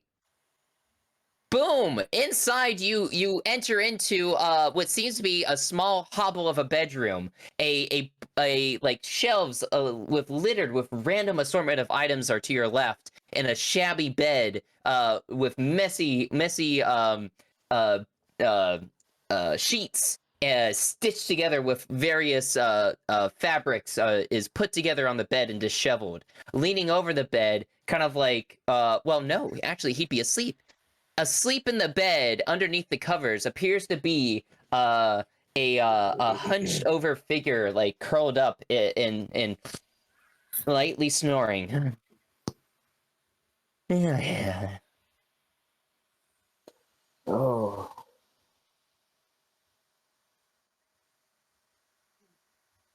What is that? I think that's Igor, Who's that? the assistant to Dr. Frankenstein. Maybe he knows where Dr. Frankenstein is. So What I happens- shouldn't just try to stab this straight in his throat now. I should wake him. Calculating. You also see a pitchfork on the far end of the room leaning up against the wall. Ooh, I'm going to go grab the pitchfork. Are you just walking straight ahead, or are you trying to be stealthy about this? Stealthy. I would like to be stealthy. Dexterity. I'm gonna sneak. Awesome. I just roll a d6, right? Yep. I succeed. Perfect. You walk right over to I that have a 9. I have to roll under a 9. See? on a d6. Yeah, you're Yeah. good. Yeah, you Eight. don't make a sound as you like go over there. You pick up the pitchfork, and you've acquired a new item. That pitchfork does 1d6 of damage. Wow. It's a lot Nice of bag of full. damage. A boot. A lot And of a pitchfork. Mm-hmm. I would like to stealthily. No, I'm picked up Steve's accent. Franklin would like. Stop it. Yeah. Franklin. Franklin would like to climb up onto the bed and stuff his toga rags into Igor's mouth. All right. Are you trying to be stealthy about this, or? Yes. Okay. 2 stealth checks. 1 to get on the bed. 1 to stuff that rag in his mouth. It's dexterity, correct? Yes. I don't even have to roll, as I have an 8.5 in dexterity. Oh my god. Okay. You successfully like sneak up there and shove the rag into his mouth. Upon doing that though, he wakes up and he jolts awake and starts to move. So, there's no turn order, but I'll just go ahead and make one. So, since he's woken up, how about everybody rolls I guess that wouldn't work, would it? D6 for initiative?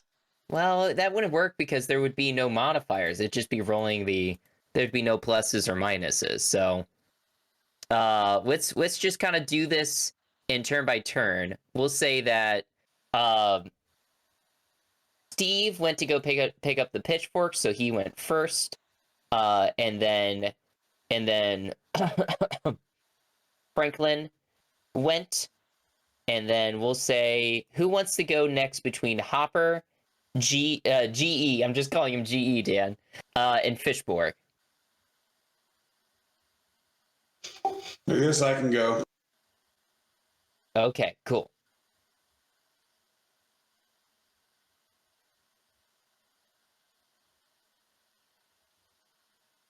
What would you What like do to I do, do?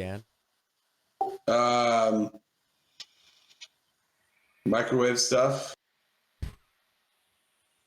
Okay. Yeah, I guess I don't want to go. Someone else go. I don't know what I want to do yet. Because all I can think of is just microwave stuff. I mean, you can still do that, Dan. That's in the realm of possibility. Right, but I need assistance with that. Call assistance to the next person. I'll Just be go. like, hey, I'll okay. go. Fishborg 3000. He hears. He walks down. He's like, "Have you found one of Frankenstein's inner circle of advisors?"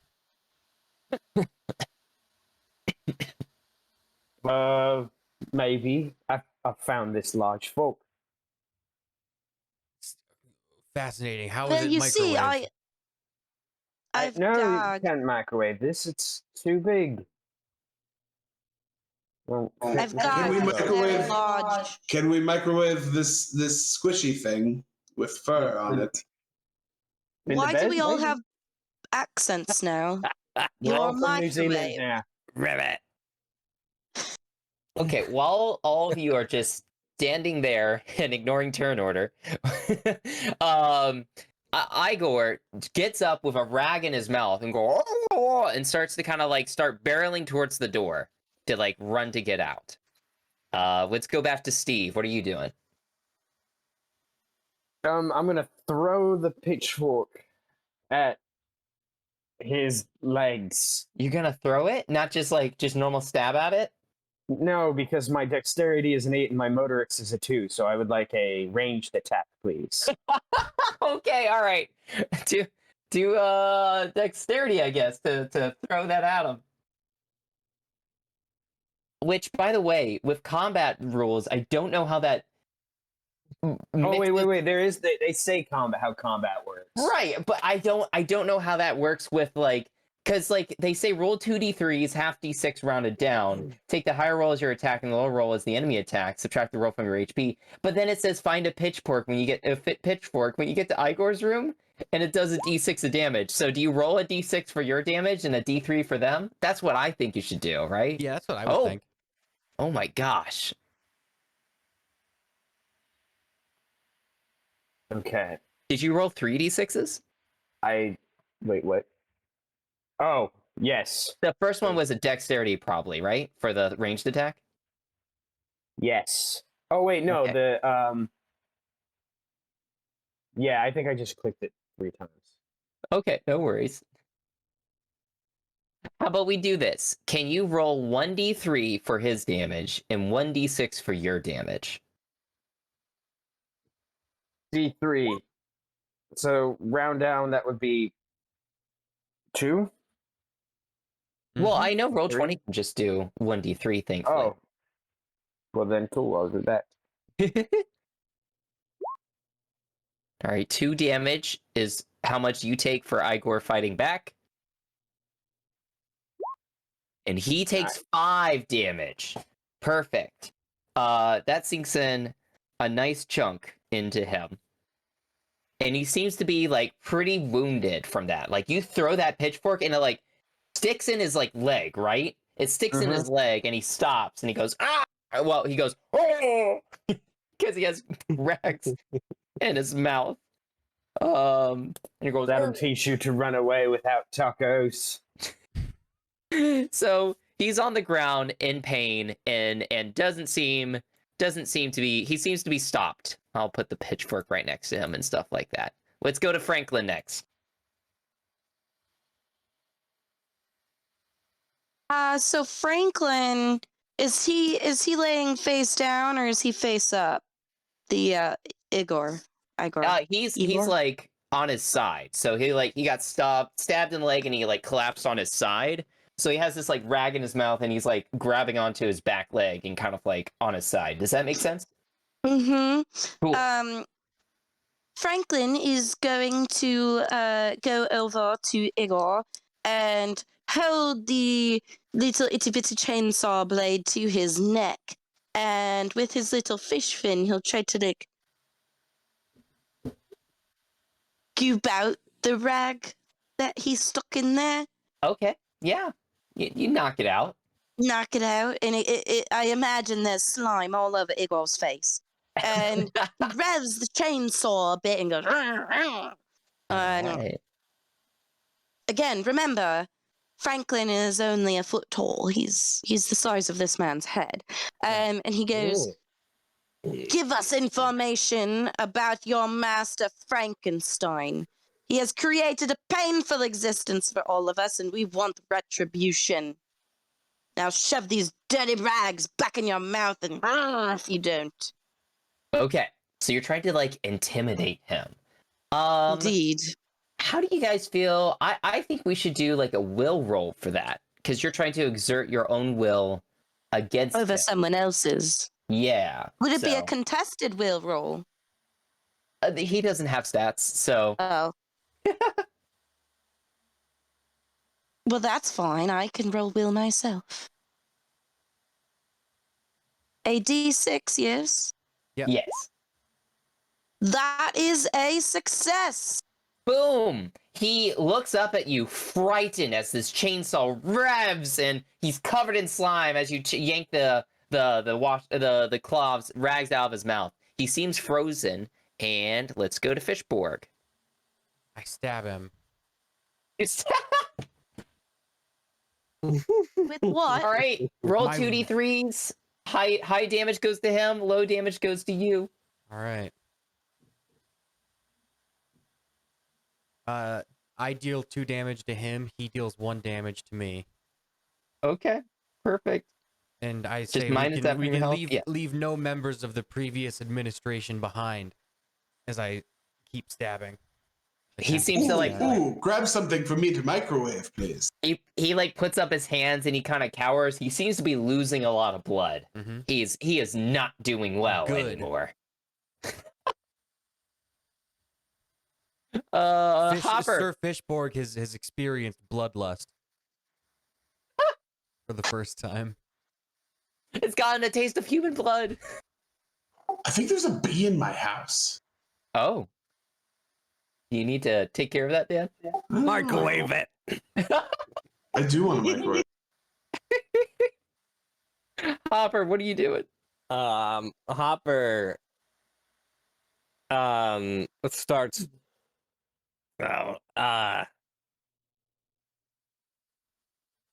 ribbit. And he just gets louder and louder. He starts spinning around. Yep. Just whirlwinding, attacking Igor Perfect. All right. in the 2d3. wind. 2d3s? 2d3s. You do the higher damage, you take the lower damage. Oh yeah, that's right. Okay. So 3 and a 1. So you deal 3 damage and you Mhm. take 1 damage. Igor only had 3 health left. So you managed to slay him. What does this kind of look like as everybody just like basically he like starts to run away. Steve throws that pitchfork, gets him in the leg, he falls down. Franklin starts to intimidate him, revs the chainsaw and says like, "Don't move." Then Fishborg just stabs him. Just stabs him, just stabbing then- him over and over Mhm. again. Yeah, Yep. it's just And then he's, Hopper- he's got his stab subroutine stuck in a loop, and it's just gonna keep And then- going. And then Hopper, you come in and do the final blow as this whirlwind of attacks goes in. So what do? What happens? I slice Igor up into multiple, like, head off, torso off, and then the legs are just standing upright, just spurting out. Like, Put some of it in my microwave. blood. Can we? Oh, actually, I want to cut off his head. It's already cut off. Put the head in my microwave, please. Oh my god. I needed information from him. Put the head in the microwave. I can soak I up the needed information. information. Wait, Okay, no, I And have you this all ability. killed him. There's something I need to tell you. I have this ability where you put the head in the microwave. Whatever you put in there, I think I can make a copy of it or find out whatever information that Download that his, he knew. his brain through the microwave? Yeah, I don't believe you. fuck Wait, no, yeah. that's It's exactly what how happened. microwaves have Trust me. always Put worked. the head in the Nonsense. microwave. The knowledge gets transferred through microwaves. Yeah. It gets transferred through micro power, whatever. I read it. I absorbed the information from the book we microwaves. In the last room. Mhm. That's Yes. convenient. Oh yeah. Yeah. Because you microwaved that philosophy book, you're an expert in Right. in Socrates now. Sure. Yeah, so Fishborg takes the head and puts it in GE, and where you would think is there would be a reheat button, there's a mind read button.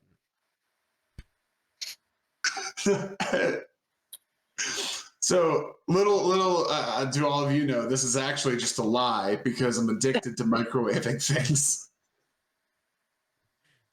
I was gonna have you do a psyche roll to see if you actually did it, but if it's a lie, then let's do a psyche roll to that kill lie him was a lie. or to microwave it.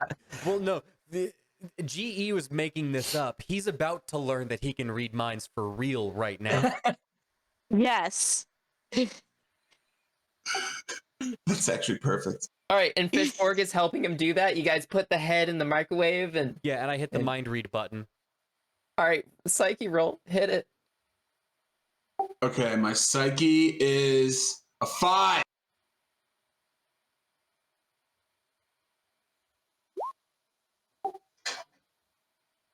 It's a 2. I pass. Putting the dead head of Igor into your microwave head, General Electric Master Series. You dive through the memories of Igor, and while they're not as intelligent as what you imagine Frankenstein's thoughts tend to be, you start to see thoughts and visions of Frankenstein at the table, ripping parts and shoving together. You see your own creation as well as the other members around you.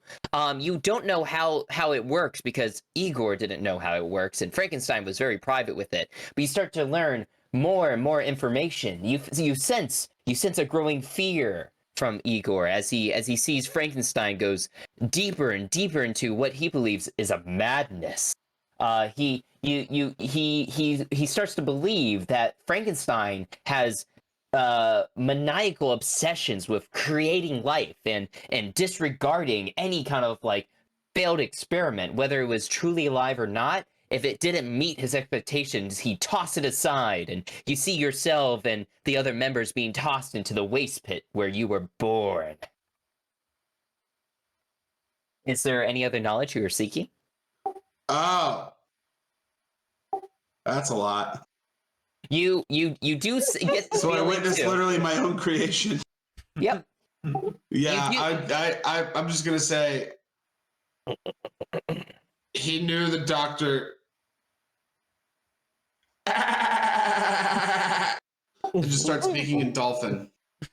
Like I relay all the info, but in dolphin.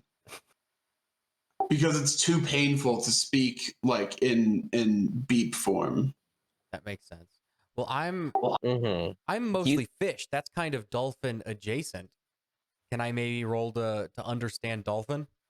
Yeah, absolutely. Give a psyche roll, and as you're doing that, Dan, you also get one last memory, a fateful thing of as Igor was laying down to sleep this past night before all of you broke in. He was having faint thoughts of stopping Frankenstein, possibly stopping his experiments and making sure he wasn't doing it anymore. And as he lay to sleep, he dreamt of finally putting a stop to him in his experiments. Ooh. Uh-oh. I choose not to share that information. We shouldn't have killed that guy. No, he was working for the evil tyrant, Dr. Frankenstein. He got what he deserved. Yeah. I would have killed him anyway so I could microwave his insides.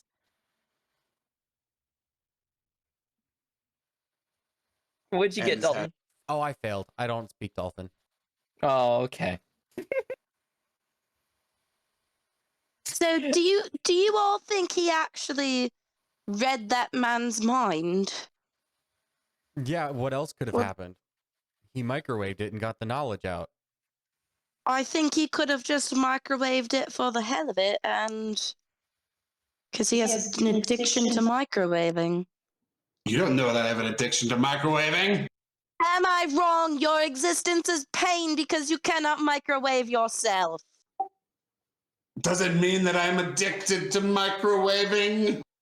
The first step my is addiction to microwaving. admitting. What? I didn't hear what Don said. I said definitely addicted to microwaving. It's like my fingers crossed. Yeah. I am not addicted. So easy. The first step is admitting you have a problem. There's nothing to admit.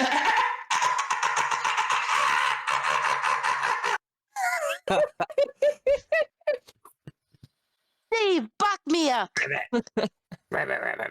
I just go like Papa? sprinting out of the room, like Yeah. The like animation or the little text on the screen of my microwave just says cry, cry, cry, cry, cry. Aww. It looks like Hopper actually also ran out just a little bit before you. Is that what Hopper was doing? He was running into the next room? Ribbit. Okay, perfect. I run with Hopper. Hopper was just done with it. Yep. And I'm Loud like, noises. it's you.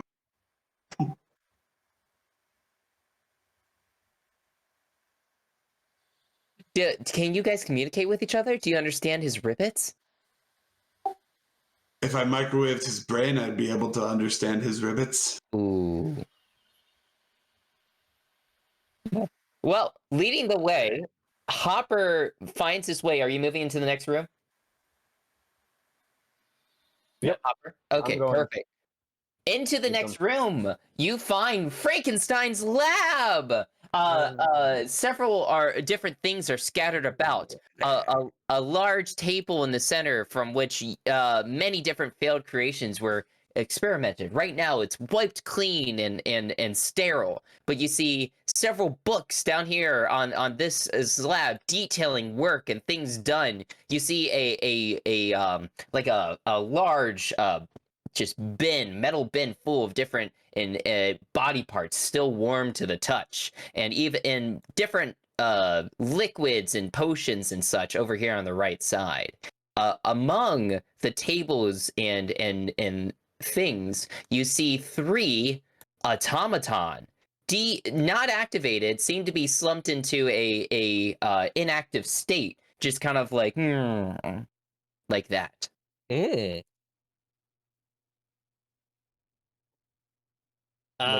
Somebody disassemble me. What is the strongest looking automaton? Probably this guy over here. I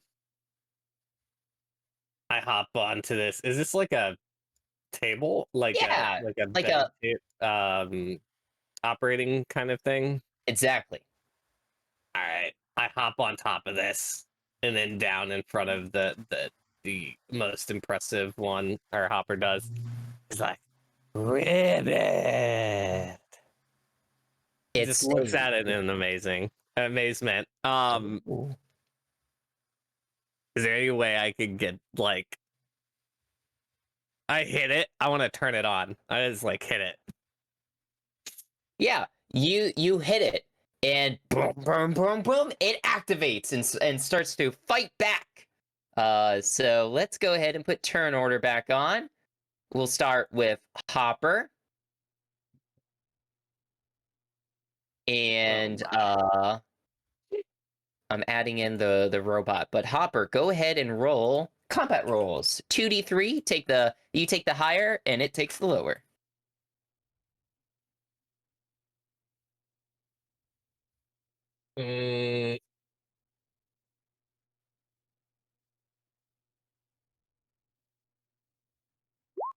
Oh, I think I'm having internet issues. Sorry. No, it's okay. I see the roll. So you deal 3 damage, and you take 2 damage. So minus that from your health. Oh. All right. So Hopper runs to this room, hops on the table, gets obsessed with the automaton, and then decides to hit it, to activate it, and it wakes up and starts attacking back. So next up we have General Electric Master Series.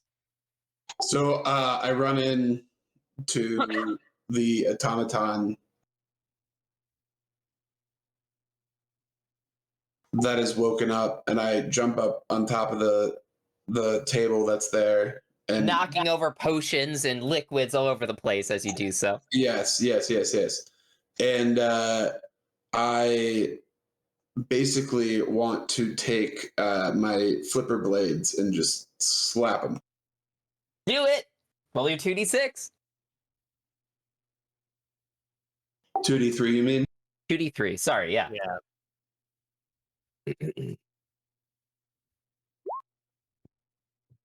Same result, it looks like. Yep. And then -2. Oh, -3. There we go. It's kind of hard to navigate with a cat in my arm. Yeah, that's fair. All right, the automaton's looking pretty badly hurt. You see bolts coming off as Hopper and General Electric Master Series like lay into it with stabs and knives and stuff like that. Bolts are coming off and it starts to kind of jitter and not really work quite as well as it was just a few seconds ago. Automaton, it's just gonna stay where it's at and probably keep doing the same thing we was doing before. Steve from New Zealand, did you pick up the oh, I just realized I misspelled your name in there. Let me get there we go. There's the correct spelling of New Zealand, but did you pick up the pitchfork before you left? Oh, nope. Nope, I you left didn't it do back. that. All right. Well, what are you doing, Steve from New Zealand? I walk in and with horror see that they're assaulting our brethren. And I go, no, stop it. That's not nice. I wanted to turn it. Hopper wanted to turn it on. Not attack. Oh, well, you said you hit it, so I hit it. yeah. I wanted to turn it on. Yeah. Yeah, But yeah. it attacked. Yeah. But I'm dumb. Or Hopper's dumb. So. I want to microwave it.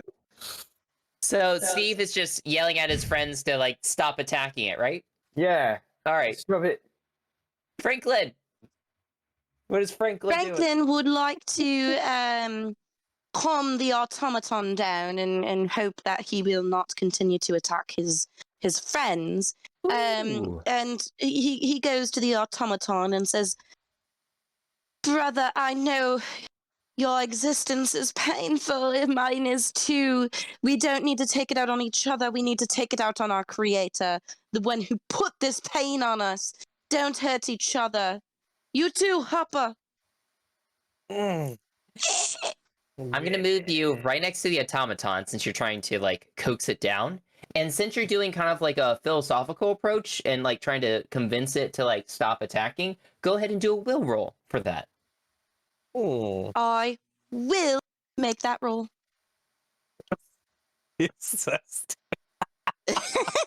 I hate you. That is a success. Perfect. All right. You talk to the robot, and even though normally it's all machine and function and logic, somehow your philosophy makes it through to him. Maybe it's because you also are part machine as well, that it looks to you as a brother, as a comrade, and it starts to shut down and realize, and it turns to you, and it nods its robotic head. And we're at Fishborg. Beautiful. I see that it's acknowledged its new master. It's like, can you convince the others to join our just cause? And I gesture to the other two robots. Yeah. All right. I'll just say we're out of combat, so we'll just kind of take it up from here. The robot kind of like the automaton looks at you, Fishborg, and looks at its other two comrades, and looks back, and it shakes its head from side to side. Then they must be dismantled, and I start stabbing them. Wait! I've specifically asked you not to do this. If they're not Sporg! for us, they're against us. They need to be dismantled. They're just standing there. They're not even attacking us. It said that Literally it could nothing. not convince them to join our cause. That makes them the enemy. Well, it can't Maybe convince I them. could Maybe convince we them can to join our convince them. cause. This is. Fine. Will you make them be on our side? No. Okay. Well, then let's kill them. This is a overreaction. Seems like. No, this is a world of black and white. Dr. Frankenstein is evil, But my and monitor we is are in good. Good and evil is not so clear. Nah, it's pretty clear to me. What is good and what is evil? I'm good. Dr. Frankenstein's evil. What makes you good and him so evil? Franklin's really enjoying this philosophy. Look, I wasn't born yesterday. I was born today. So I don't know. But I do know I came pre-programmed to believe that Dr. Frankenstein is evil and I'm good. And I trust my programming. But Well, I Dr. guess that seems Frankenstein reasonable. Programmed you. Huh? Didn't Dr. Frankenstein make a soul? Oh my gosh. He programmed me Which to is hate weird him. because maybe that's why you're in the trash, just because he programmed you to hate him. Yeah. It's like, this is probably a poor decision. Yeah, that's how I'm defective. Anyway. You over there in the corner. Join us. We shall get tacos. I can microwave those tacos. Yes, they will be warm and tasty Rabbit. once we get mouths. Been led to believe they're quite good. So, what say you? Will you? Are you talking to turned off automatons? I don't know. I don't think they're even Is on. this one on? The automaton that you guys befriended walks That one's over on. probably to the other automaton and sees you trying to communicate with it. So it like reaches around to the backside and like flips on a switch. Oh, well, thank you. The automaton, this one to which whom you were talking with, kind of like starts booting up and like looks up at you. Hello. I'm Steve. I'm from New Zealand. We are going to get tacos once we confront Dr. Frankenstein for his crimes against us, his creations. Would you like some tacos? Microwave tacos. The second automaton looks at you, Steve. Looks at General Electric Motor Series. Looks at the other automaton that turned it on, and the other automaton just goes, and it looks back at you, Steve. Go ahead and give me a will roll to try to convince it. Oh no! I'll allow a will roll from General Electric Motor Series as well, Master Series. Oh no. May I help? Sure. I don't know how that does. I failed. That is a failure. Ashley, My will is a 1. we also keep losing your video, Ash. That is a success. Yes. Ashley, All right, so yeah. before you go on, We I have a were quick not question very about good. how you're rolling these dice. Do you have like Discord open in a web browser tab and you're like switching tabs over to the map? Whenever you do that, we lose your video. And it shuffles Cool. everybody around. Uh-oh. Is my video lost here? No, we can still. Right it now, just you're froze. just paused. Okay.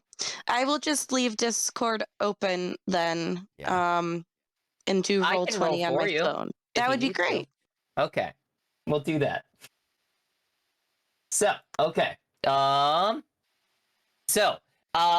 Justin, Steve from New Zealand, offers tacos.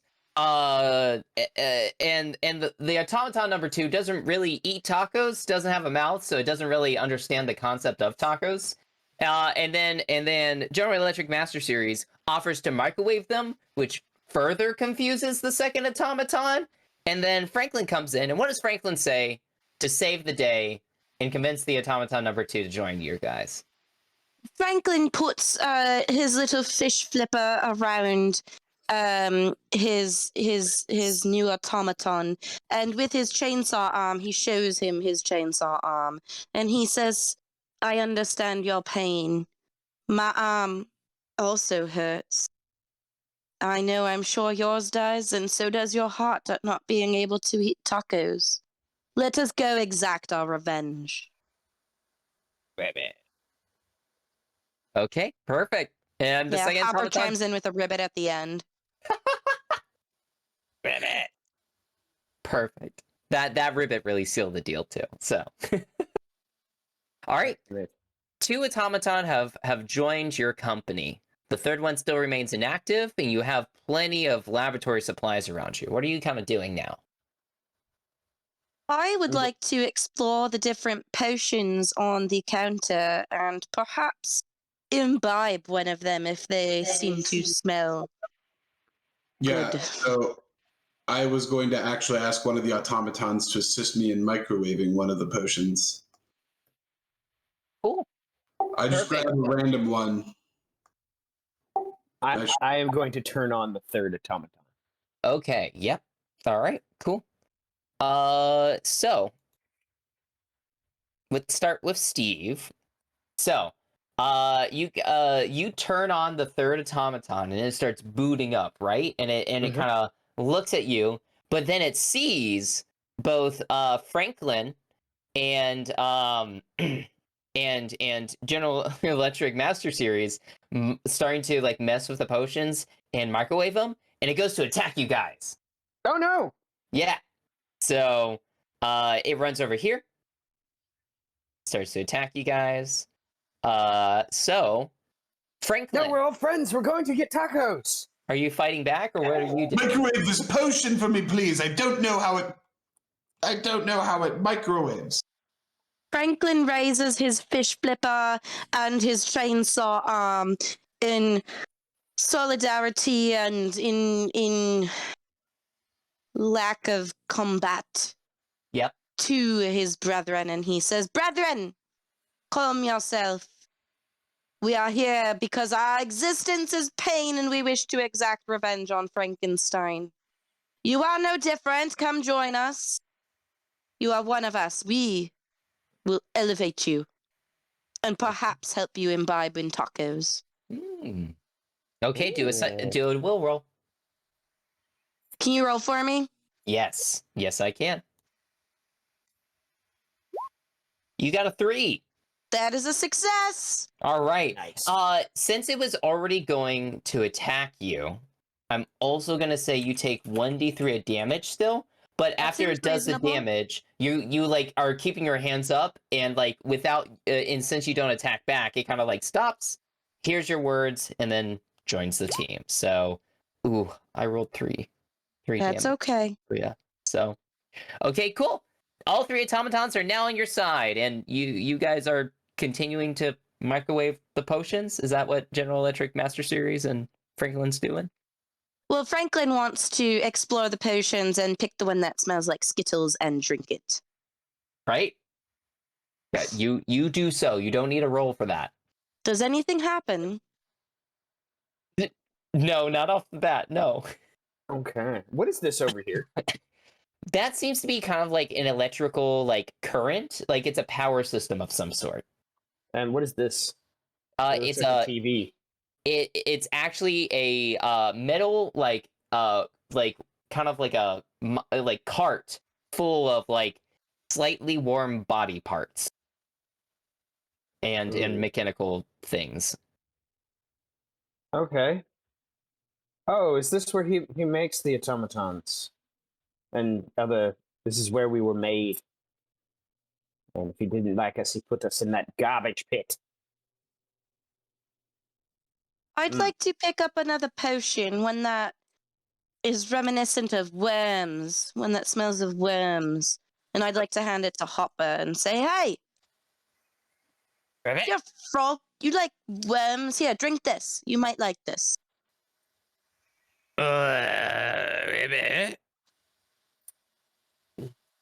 Um, And these are none Hopper of them are grabs labeled. it, but doesn't really know what to do with it. I mind drinking it to him.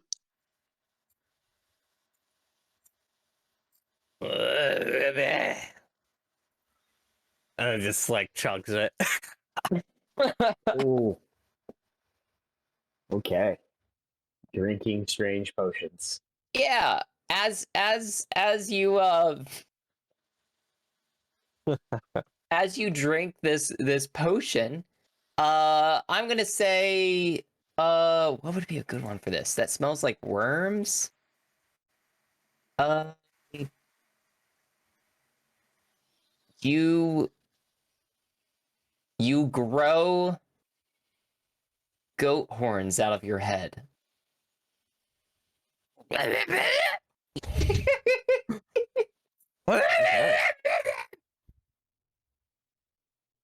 Oh my! You seem to have sprouted something from your head.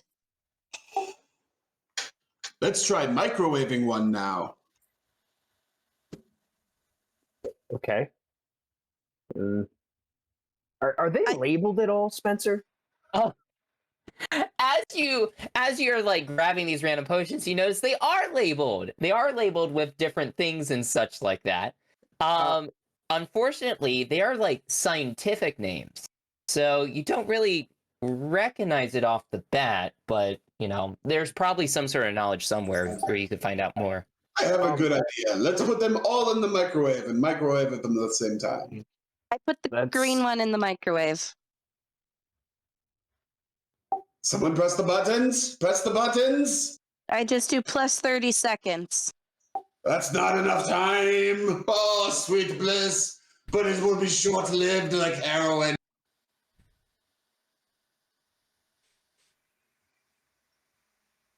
I hop over to Steve with the one that smelled like Skittles. Yeah. I'm just ignoring GE. And I'm like, I drank this one. It smelled like Skittles. Can you read what it says? I will read the label. It smells like Skittles. It's called formaldehyde. Oh, you know what? We could probably see if there was a book of scientific chemicals back in the library, and that will help us identify these potions. I'll just see what happens. What's that, Dan? Did I absorb the potion since I microwaved it? Oh, sure. Let's see what happened.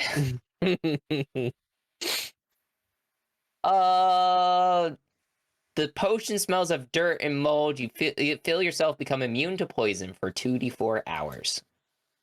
So roll 2d4. Nothing happened to me though. Yet. Sucks. Yet. Which should cause you great concern. Here you go, Ash. What would you like I got to something do? for you. Fishborg is practicing. He's like fencing with one of the robots. He's getting ready to stab Frankenstein. So he's getting he's practicing.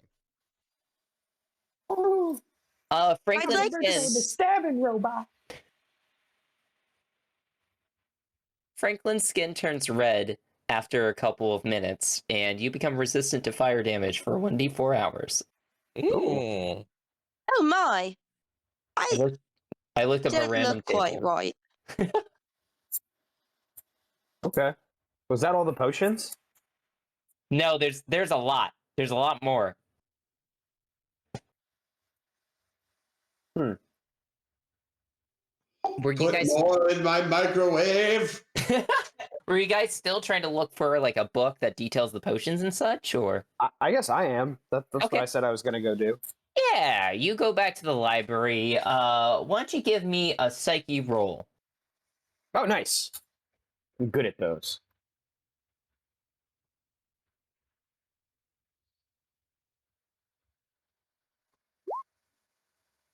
That is a success, right? I have to roll underneath my value to succeed at a check, right? Okay. Yep. That is a success. Perfect. Yeah.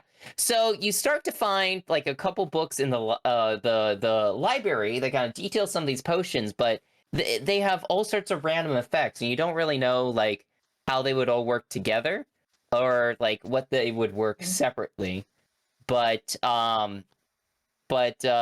yeah, you could probably find more information about Frankenstein's efforts in the laboratory itself. Oh, okay. Well, we'll have this little reference guide, and I will go back into the room and oh my, Franklin, you're red now, and General Electric, you're green. What is green? I have no eyes to perceive color. Wait, green is a color. I think we just. Anyway, I have found this book, and that will probably help us keeping us from drinking anything that's poison. Let's see, what was Dr. Frankenstein making on the potion counter currently Yeah. that has not been microwaved or drank? There's actually a book over here that kind of details more about his potions and everything, if you want to read that. Oh, well then, yes, I'll go take a look at that book. Perfect. You start to read, and as you kind of discover more, you start to kind of like understand that like the process of Frankenstein's process. You think you could probably remake yourself or anybody else in whatever image they wanted. Oh, does anybody want new parts? I can give you. Yes. I need arms that let me microwave. Oh, I'd like okay, to well, switch my flipper out as well. And you need a mouth. I do need a mouth, but I don't know if we have the parts. Let me take a look. Oh, well, we have to go back into the pit of garbage. Yeah, Well, there's that pot bin right there. Can't we just go through those pots? They're warm. Oh yes, the pots. Oh yeah, they are warm. That's right. Thank you, Franklin. I forgot that the cart of body parts was in the corner of the room. Yes. Okay. Well, but yeah, mechanically, I think like this just gives you access to kind of like adjust your character's body to whatever you kind of want. So if you wanted to switch out certain parts, go right ahead. okay. Steve is not finding a suitable head. I want to switch out my left dolphin flipper with a human arm. And then once I do that, I want to proceed to microwave all the potions at once. Perfect. Great. Oh my. If you do so, you'll rob all the other characters of being able to transform themselves. Okay, never mind. No, I don't want to do that. Sir Fishborg has achieved the perfect form. He needs no adjustment. I do not want to rob the characters. All right, as you guys are doing this, it seems like Hopper is moving towards this hallway, is he not? Are they not? Ribbit. Okay, perfect. I like how Hopper is just Yeah. kind of like gone in the corner, ashamed of these new horns that have been grown on him. And just kind of Dang. like scared, hiding, and just confused to what's going on. Aw. Oh, Hopper, I think we could probably just take them off. There seems to be a bone saw here. I have a Found chainsaw. it. Wait. Oh, Me yeah, try so we also have a something. I have chainsaw. an idea, and I just try to take the horns off like they're a headband. Yeah. They just come off like it's a headband. Motorix, What? roll. I failed. Yeah. I have a 0. I failed. You try, and they don't come off. Real They good hurt yes Hopper. anding those, Spencer. It's a I'd like to dice saw. roll. I'd like to saw the horns off with my chainsaw arm.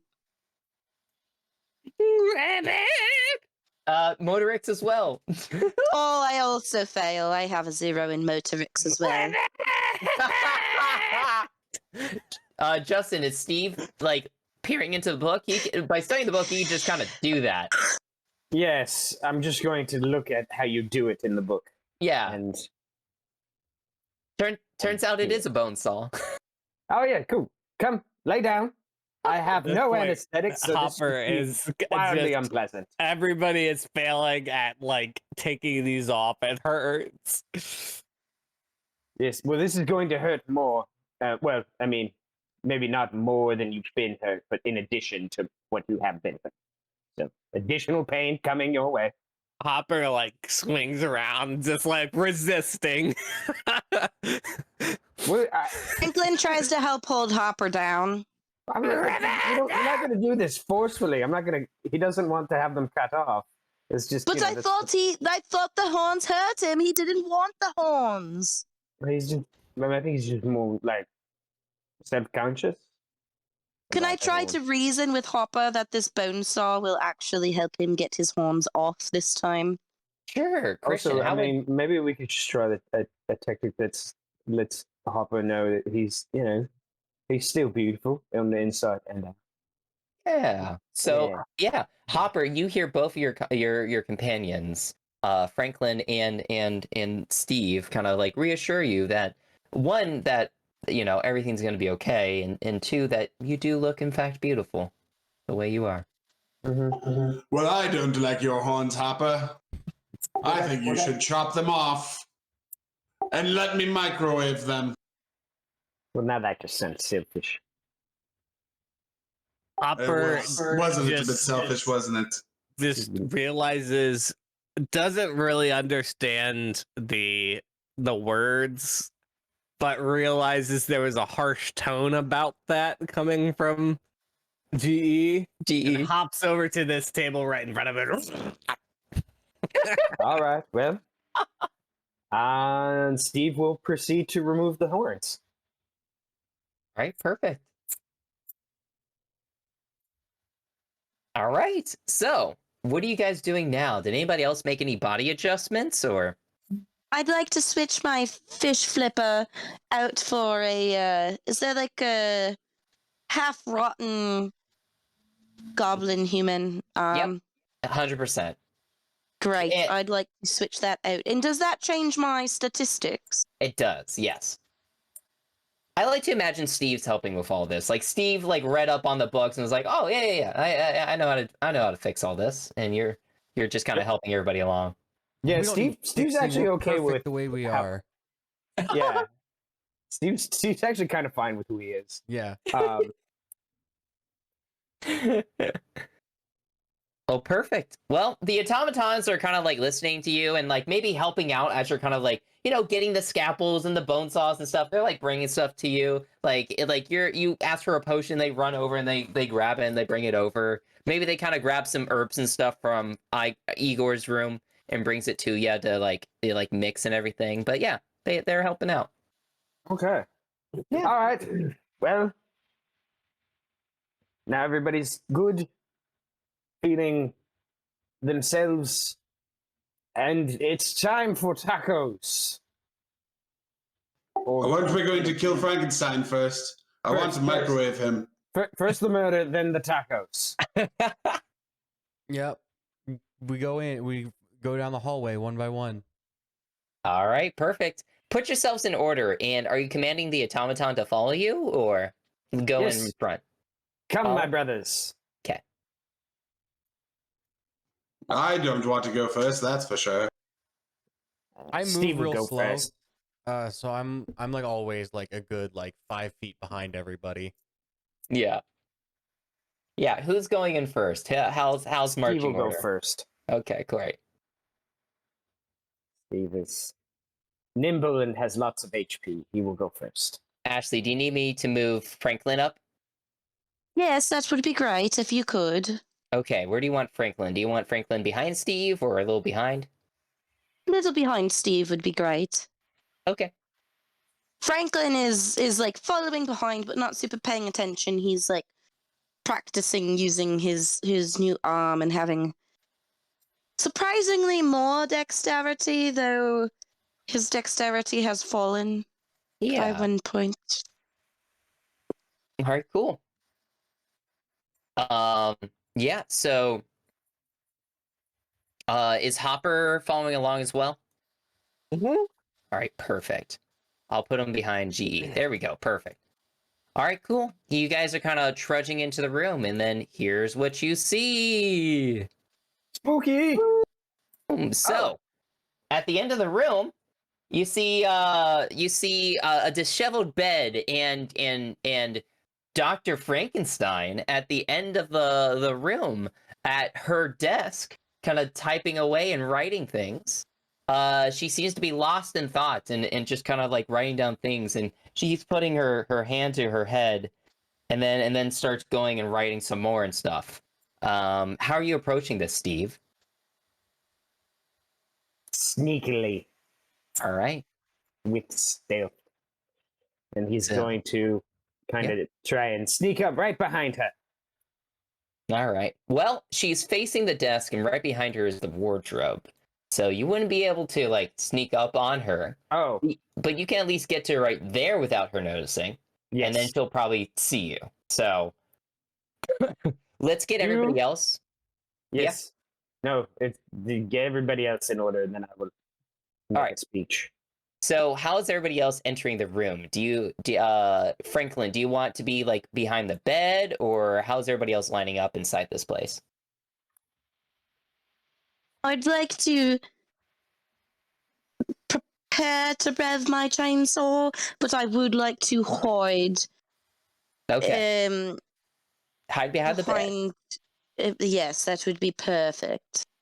Perhaps under the bed. I am only a foot tall. Yeah, you can be under the bed. We'll move you like right here and say you're like under the bed, ready to like hop out with your chainsaw. This is perfect. All right, GE, are you behind the bed as well? Sure. All right, cool. What about Hopper and Fishborg? Oh, I jump on top of this. What Oh, is on it top of the here? wardrobe? Perfect. Wardrobe. Yeah. Cool. And then Fishborg is just holding behind, coming in behind. Yeah, All Fishborg right, cool. is coming in slow. Unfortunately, he can't move very fast. All right. So as Steve and as Hopper's kind of like getting up to speed and like getting up there, Dr. Frankenstein, she actually sees you kind of like come in, and she turns to you. She goes, oh, sorry, I gotta get the voice right. Well, look at you. You're moving. You're moving about. Okay, that's fine. How are you? Can you talk? I can, and well, and with a New Zealand accent.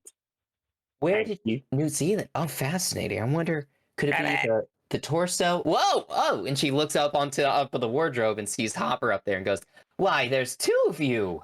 There's many of us. Many. We have I several emerge demands. from underneath the bed and rev my chainsaw. Oh I my! emerge too and say, I will microwave you. You have committed crimes against monstrosity, Dr. Frankenstein. And for this, you must compensate us Whoa! with Whoa! Whoa! tacos. Tacos? Wait! And also- microwavable goods.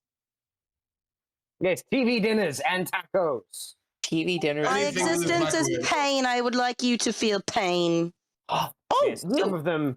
Also, your death has been added to the list. You, the one with the chainsaw and who's red. Yeah, that's a great point. You said existence is pain. It hurts to be alive right now, right? Indeed. Okay. Well, look. To all of you here. First off, I'm sorry. You weren't really supposed to still be functional. Look, all of you really are just horrific things. I mean, look at your body parts and everything.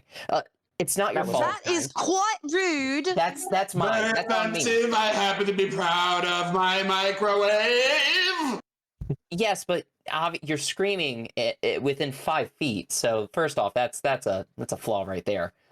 Secondly, really, let's just go back into the other room. Let's take you apart. Let's just kind of make things right. Let's not continue this anymore. Let's I kind don't want to be taken apart anymore. I have upgraded. Yes. I want to know why you made me with the 2 flippers and not a human arm, so that I could not microwave my own stuff. Well, obviously, Yes. with you, microwave thing, I was My testing name out. is General Electric Pro Master Series, and you will address me as such. Sorry about that. Look, I was experimenting, trying to see how fish parts would kind of affect the brain. Obviously, it's just turns you into a the machine part of the microwave has overrun your. It's a whole thing with like the mind and being mental capacity. Don't worry about it. Let's. I know exactly what to do, and I think I just need to take that top part off and get you back in my kitchen where you were before. You want to take my microwave? Well, I mean, I'm not. You guys are all horrific things. Let's just. I think we should really. And just you're kinda- very unkind, Dr. Frankenstein. No, And no. here I was feeling guilty and judgmental on myself for being like, oh, Dr. Frankenstein's a woman. I need to re-examine my biases. And here you are being quite rude. Yeah, I've always been a woman. Well, okay. Anyways, well, You've always been rude, is what it sounds like. You hurt me. Is And she you want trying to to take take my apart microwave? General Master Series? right. No, I did hurt all of you, and I'm trying to right that by, reversing what I've done. I I chainsaw her Yeah. Achilles tendon. you chainsaw her Achilles tendon. Yes. All right, combat has begun. Wait, can I come in late? I have something to say before Yeah, combat go right starts. ahead. So like Yeah, go right as that's happening, Fishborg like slowly like pulls himself into the room past the creatures, and he's like, "Wait, I've come to a realization in my long journey here. Why would Dr. Frankenstein program me to hate her if she does not hate herself? We should forgive her." Or we free her from her pain? That's the one. I'm sorry. I- I did my best. Nothing can control their bloodlust anymore. And now we It's gotta okay. You're kill the one that. who wants to kill her first. It's Well, okay. Yeah, I know, but now he's growing as a fish. Fish? Yeah, it's okay, fish with robotic arm that I that I implanted stabbing mechanics into. Yes. I know you were just trying your best. I appreciate it. Yes. So let's all honor this fish's personal growth and, And forgive Dr. Frankenstein. as you say that, I think that's when Franklin cuts her Achilles tendon, right? Yeah, I think so. Yeah. Franklin is still going to cut her Achilles tendon, and it's going to be like a little too late. He's going to be like, oh, But we can get you a Oh, new leg. seems It's the like whole part of body the part. mood has kind of changed. Not anymore. You, She's already on the go ground and- screaming, and she's just like, ooh, I was already coming down with yeah, gravity. In It was too like, late. yeah, Dr. Frankenstein screams out in pain. Ah, you motherfuckers! She screams out in obscenity, and she fights back. So go ahead and roll your 2d3s, Ash. Will you roll them for me? Oh, right. Yep, I'll do that. 2d3. You take 1 damage, and she takes 2. So combat. I imagine yeah. because I was kind of regretting it a little bit because everyone else was like, stop. I kind of pulled back at the end, and it was more of like, just a paper cut, like it just got through the skin, and it Yeah. hurt like a mother. And Yep. she kicked me, because it's the foot. And I'm gonna pretend to be very dramatic. I like flung backwards and be like, "Oh, you've hurt me. I was trying to stop." Oh. All right, now we're on Steve. Steve, what are you doing? Oh. Well, so, Dr. Frankenstein, it seems you brought this on yourself. I tried to reason with them, but,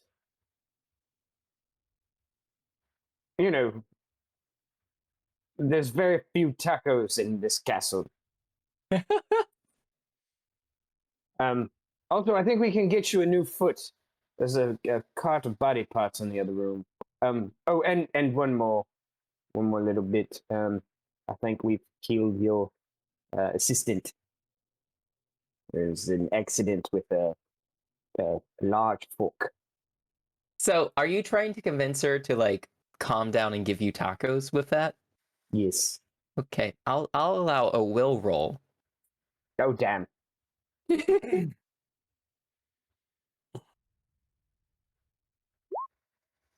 I failed. Okay, yep. She is screaming in pain from her Achilles heel being sliced. Hopper, Chainsaw. chainsaw. Hopper, what are you doing? Dr. Frankenstein is on the ground screaming in pain. Fishborg burst in and tried to convince everybody to calm down.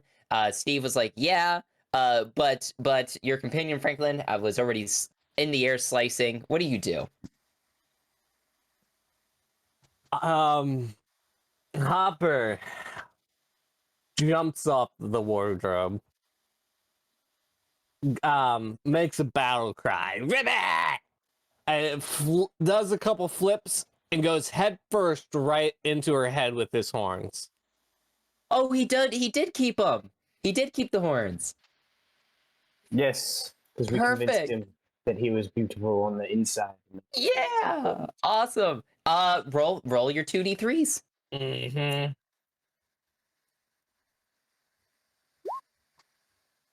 All right, Yeah. you deal 3 damage and take 2. 3 down.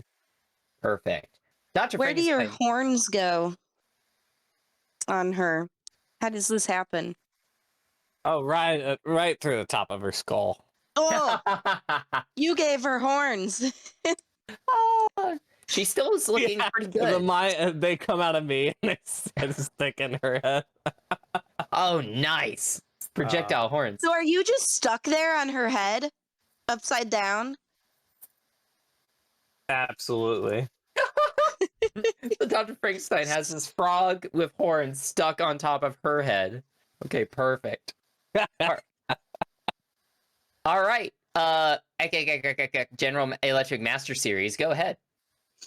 Yeah, so I want to see what's in here. What's in? Oh, in the hallway? Yeah.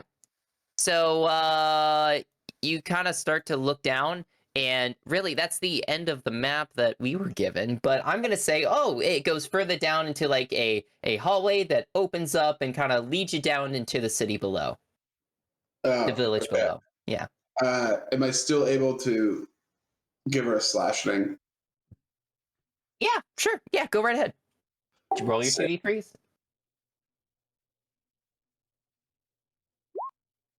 Ha! Suck it! All right, she takes 3 damage, and you only take 1. And I scream Perfect. at her, "You will not take my microwave!"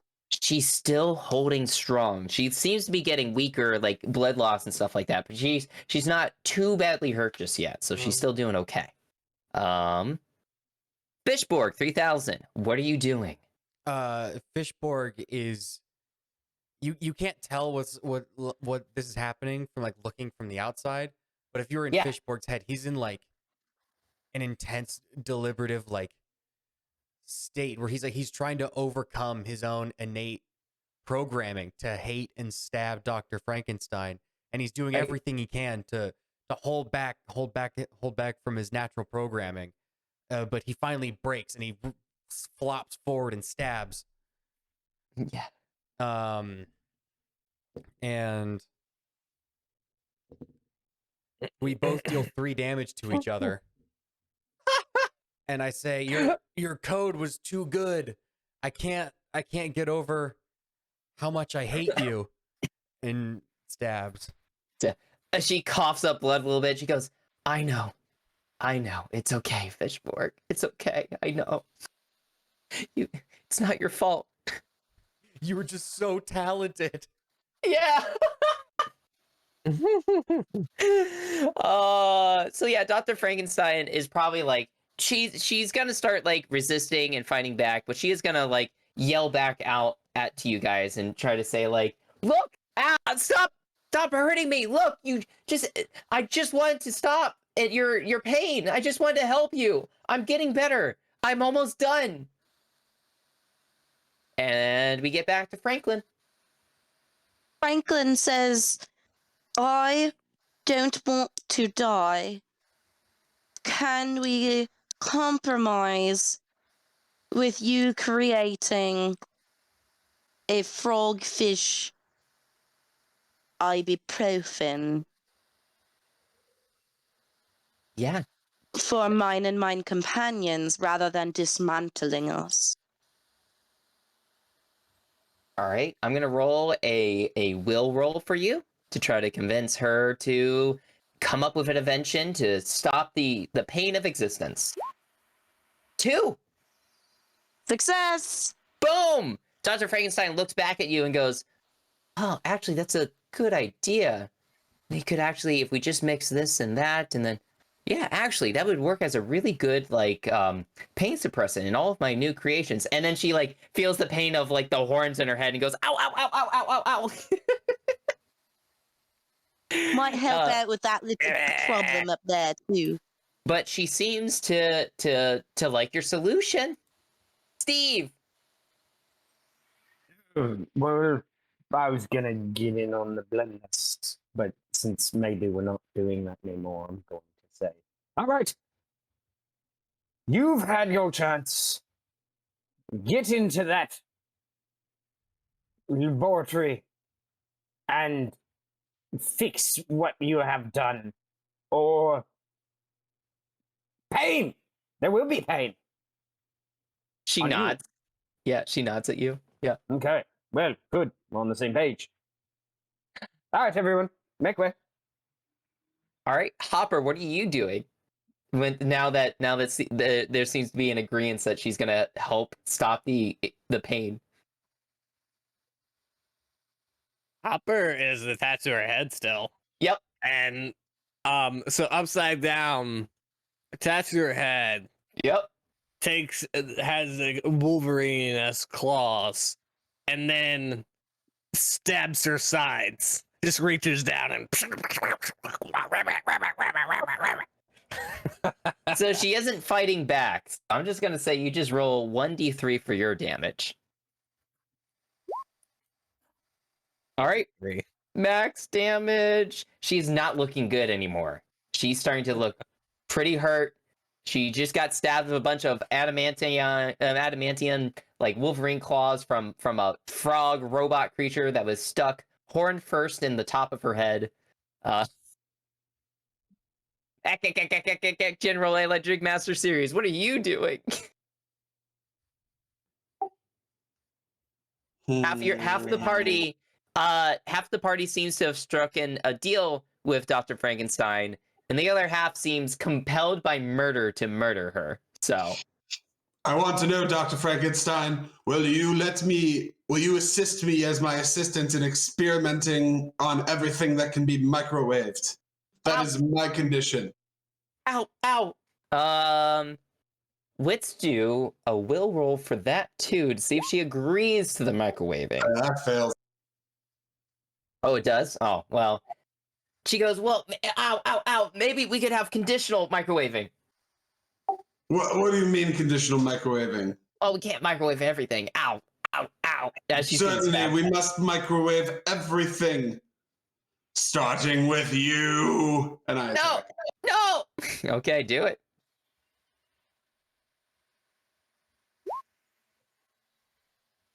So she takes. I half messed damage. that up. Oh, it was 2d6. Yeah.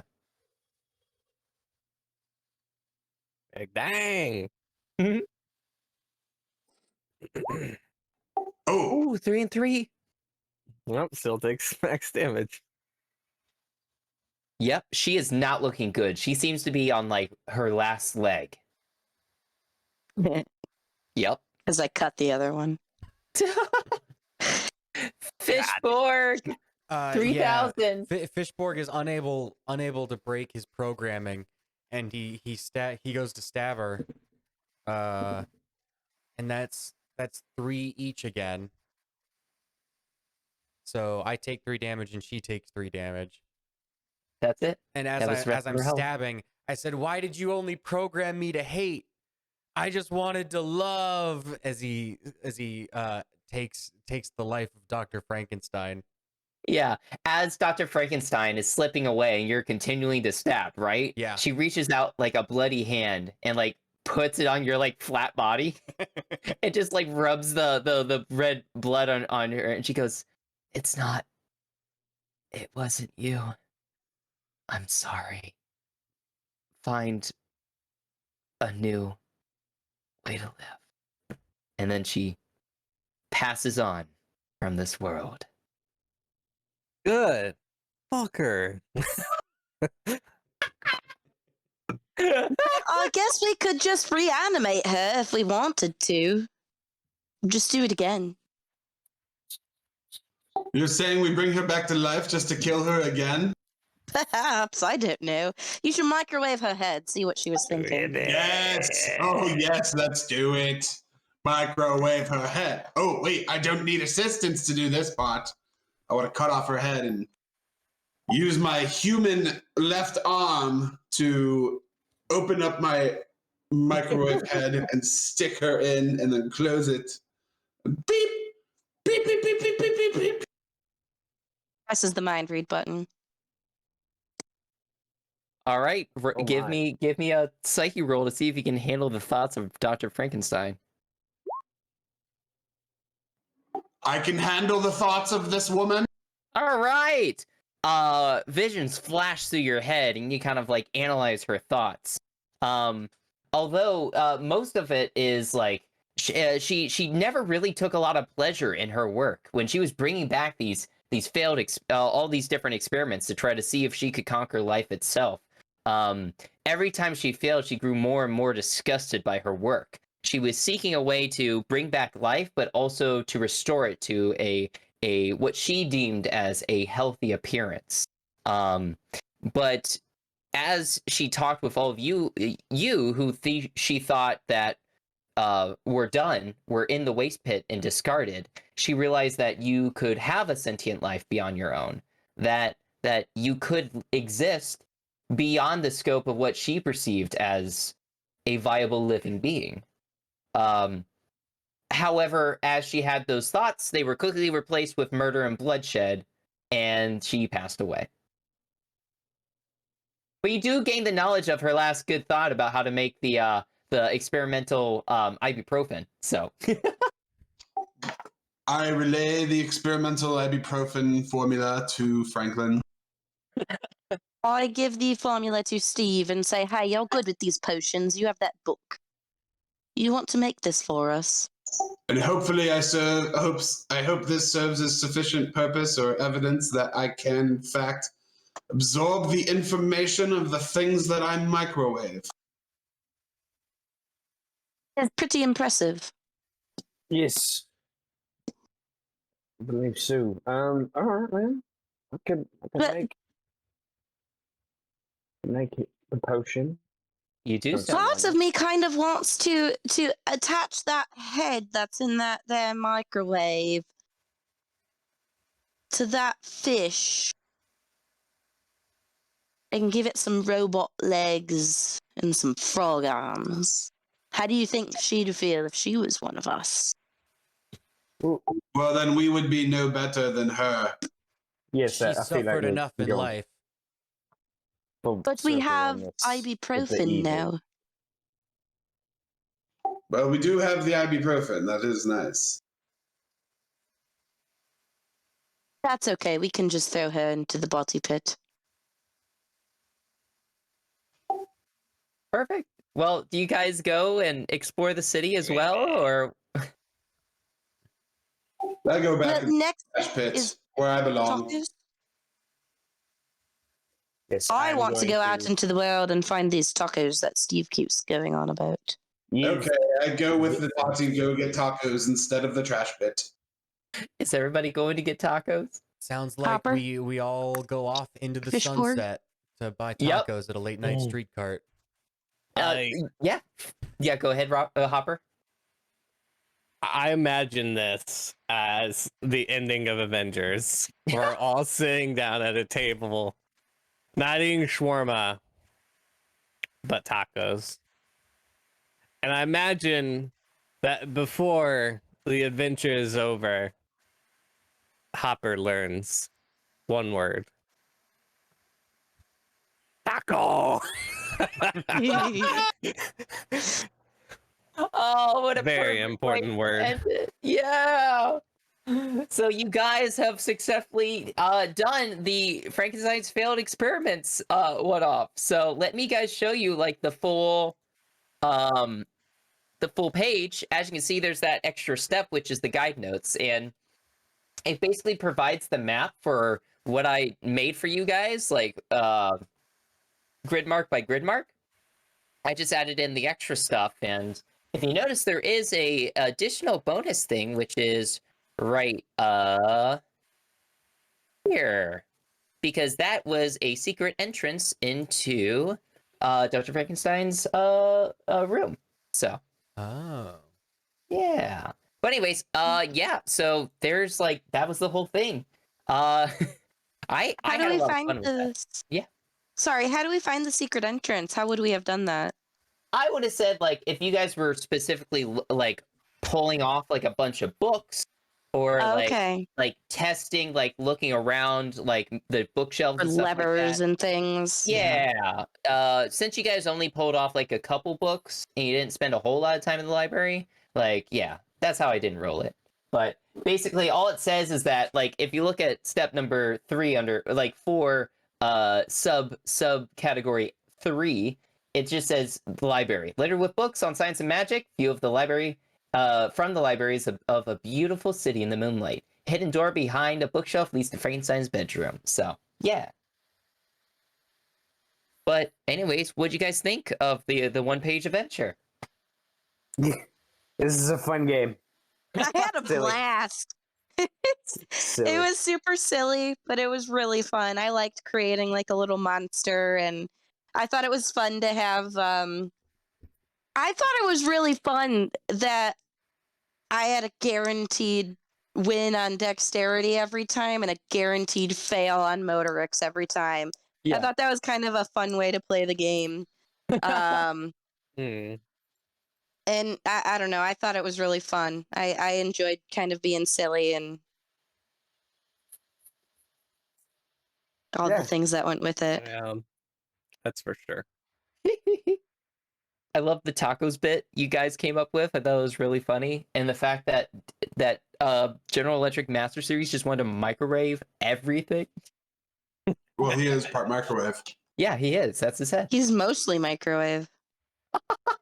He Well, he's is part microwave with part some other dolphin. stuff. So when you're communicating, was just the door opening and closing continuously? Was that it? No. So honestly, I was initially thinking that it would be like text on the screen, but honestly, that's just funny to me. Like, Yeah. Oh. Well, cool.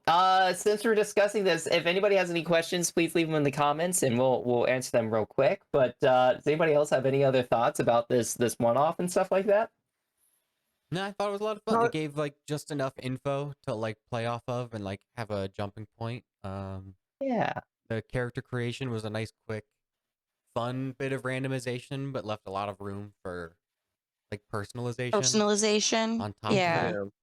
Like Yeah, I mean, microwave heads, tentacles, and fish with robotic arms coming out of them. yeah, like we all came up with stuff that wasn't on the page, like as part of character creation. Like we got a little bit of something told to us, and then we all like had a little like bit of unique stuff we put on top of it, like just because for no reason, which was cool. Yeah, I very much use my stats to kind of just inform how I just built the character out from there. Was your Right. psyche low? Yeah. Yeah. It was low. So I was good at Dex and Motorix. So I'm just like, all right, I'm going to hop around because I'm a frog and I'm just Yeah. going to want to kill things and not really understand anything else much else there. So, Christian, how was it playing a character that doesn't speak? It's very limiting. I mean, I don't know. I felt like it. Yeah, I mean, good to do here because otherwise it'd be annoying. Yeah, just for a Probably. one shot, right? Mm-hmm. But I mean, it's fun kind of trying to still like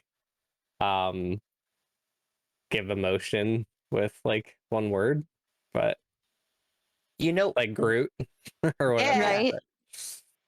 one the thing I found is that I watched a playthrough of Tomb of Annihilation, and one character also in that playthrough like hardly spoke at all. Like if they ever did, it was a few words or like a 3-word sentence, right? Mm-hmm. So what he did with his character was he like described a lot of like physical actions and what they did. Like if it, like instead of saying if you feel sad about the moment, like say you're looking at Frankenstein being stabbed and stuff, and you're contemplating, instead of saying like, guys, I'm not sure if we should do this," you could say like, Hopper looks down at Dr. Frankenstein and puts a kind of like raises one side of his mouth and looks down and shakes his head, or something like that, right? Like kind of Mhm. describing the contemplation Mm. instead of that. And that's something like I never thought about until I watched somebody else do it, and I was like, oh, that's how you play a character who doesn't talk. That makes sense, is like describing their physical actions a bunch. So I always thought that was cool. Yeah, I played a Kenku once in Dungeons and Dragons. Bubbles, my lovely Yeah. Kenku. Um, Bubbles. Bubbles. And it was really interesting because I was reading in the player's handbook. So for those of you who aren't familiar with Kenku, they are little bird creatures and they can mimic sounds and speech, but they can only mimic what they've heard. And a tip that I got from playing that character when I was making it in the player's handbook was instead of trying to actually do all of those sounds, it can get a little annoying and frustrating for your party members. But like you were saying, Spencer, just like explaining what it is. So like Bubbles made bubble noises, or something like that. So that's really cool. It's something you don't really think about it. And I thought it was cool to see Christian kind of play around with being this character that just ribbited, and you know, he even with just the ribbit, you know, you were like, we had a ribbit conversation at the beginning, sort of, and it was like ribbit, ribbit, ribbit, ribbit, ribbit.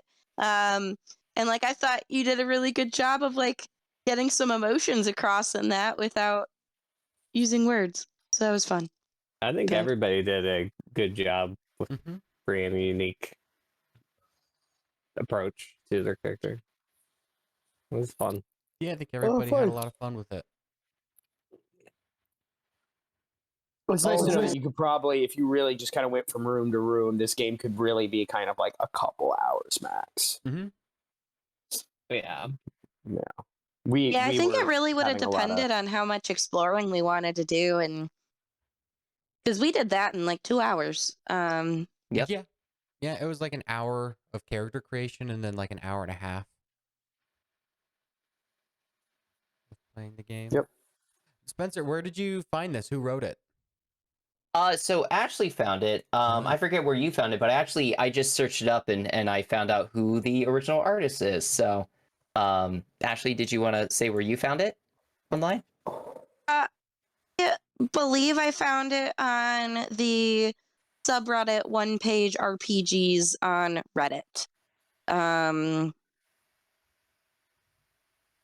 I believe that is where I yeah. found it from. Dalton, I'm not sure. I just linked the image because turns out they did update it. They did update it because remember how we said Gear from the Pit? It was like roll 2d6 twice, and we are like, yeah, that might be a spelling error. It was. It was roll 1d6 twice and pick 2 from the list below. Nice. So I thought that was cool. Let's see here. But everything else seems to be pretty much the same. But anyways, so Frankenstein's failed experiment. They are on itch.io. It is by the Giant Moo, so you can find that on there. Please go and download this one-page RPG. It's really nice because you can choose your own price for this RPG. So if you really enjoyed watching us play this or enjoyed kind of like the mechanics and want to do it for your own as like a spooky one-shot with introducing new people into D&D, please show the Giant Moo some love and download it from him. The new updated the new updated one-page RPG is up on itch, and yeah, that's what I was able to find. Super Something cool. to note. Yeah. Here is I'd have to look into it a little bit more, but it looks like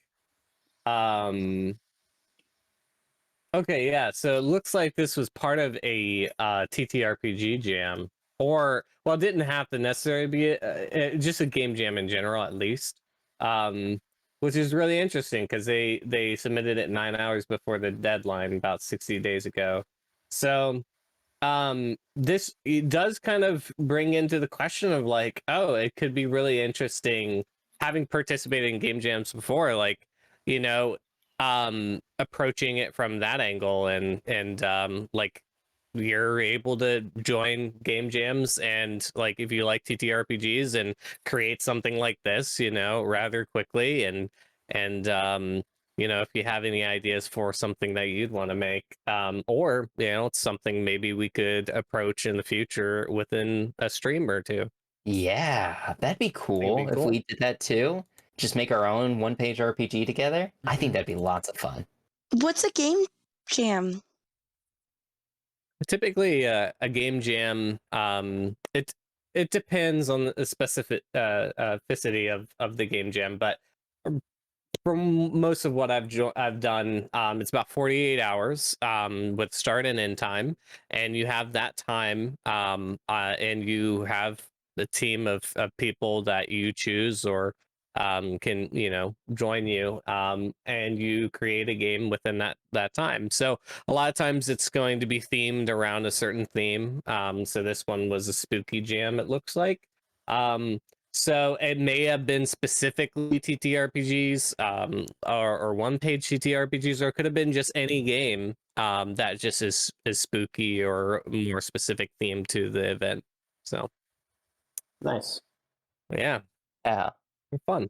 So great job, the Giant Moo. Thank you so much for this wonderful one-page RPG that we got to play today.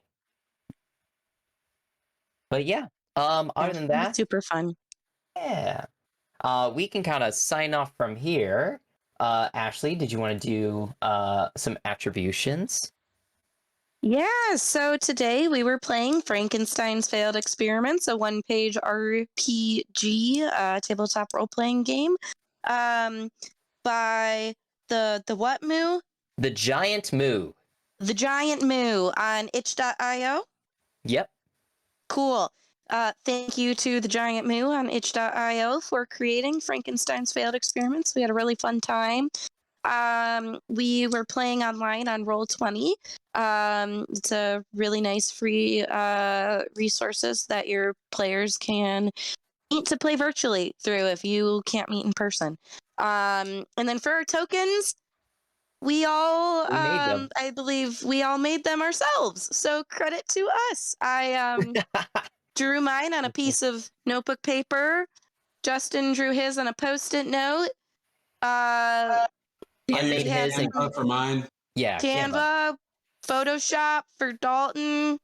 Christian, how'd you make yours? Is it Photoshop? Google Images.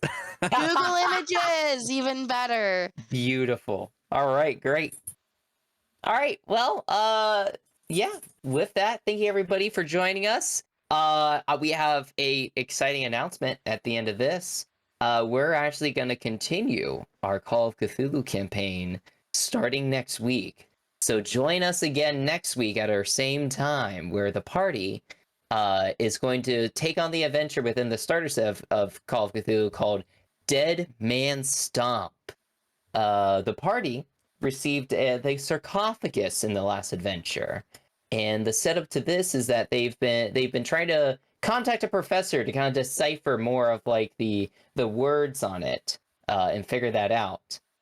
So they found a professor and he agreed to meet you guys, and he's a fan of jazz. So you're gonna meet him in a jazz club, a speakeasy for the time. Because if you remember in the 1920s, it was alcohol was banned and there was bootleggers and such. The bar, the speakeasy that you're meeting up in is called Paradise on Earth. So yeah. How long is this taking place after our Eldritch Horror adventure? I like to say, like, we could say a couple months or so, like, and whatnot. You know, just like you started to do some research, you try to find some stuff out, and then you finally found a professor, and now you're meeting up with him. So, Butcher, are you going to be there? Or are you going to be in prison? I don't know. What do we? Was I getting turned in or going on trial? I don't know. We burned all the evidence, so there's no Yeah. body. Yeah. I think we probably we took you to see psychiatric help. We'll say. How about that? Perfect. There you go. All right, cool. So tune in next week where the Call of Cthulhu party adventures on. But until then, keep on learning, guys. Thanks for tuning in. Thanks for tuning in. Thanks, All right, team. great. Woo. Take care.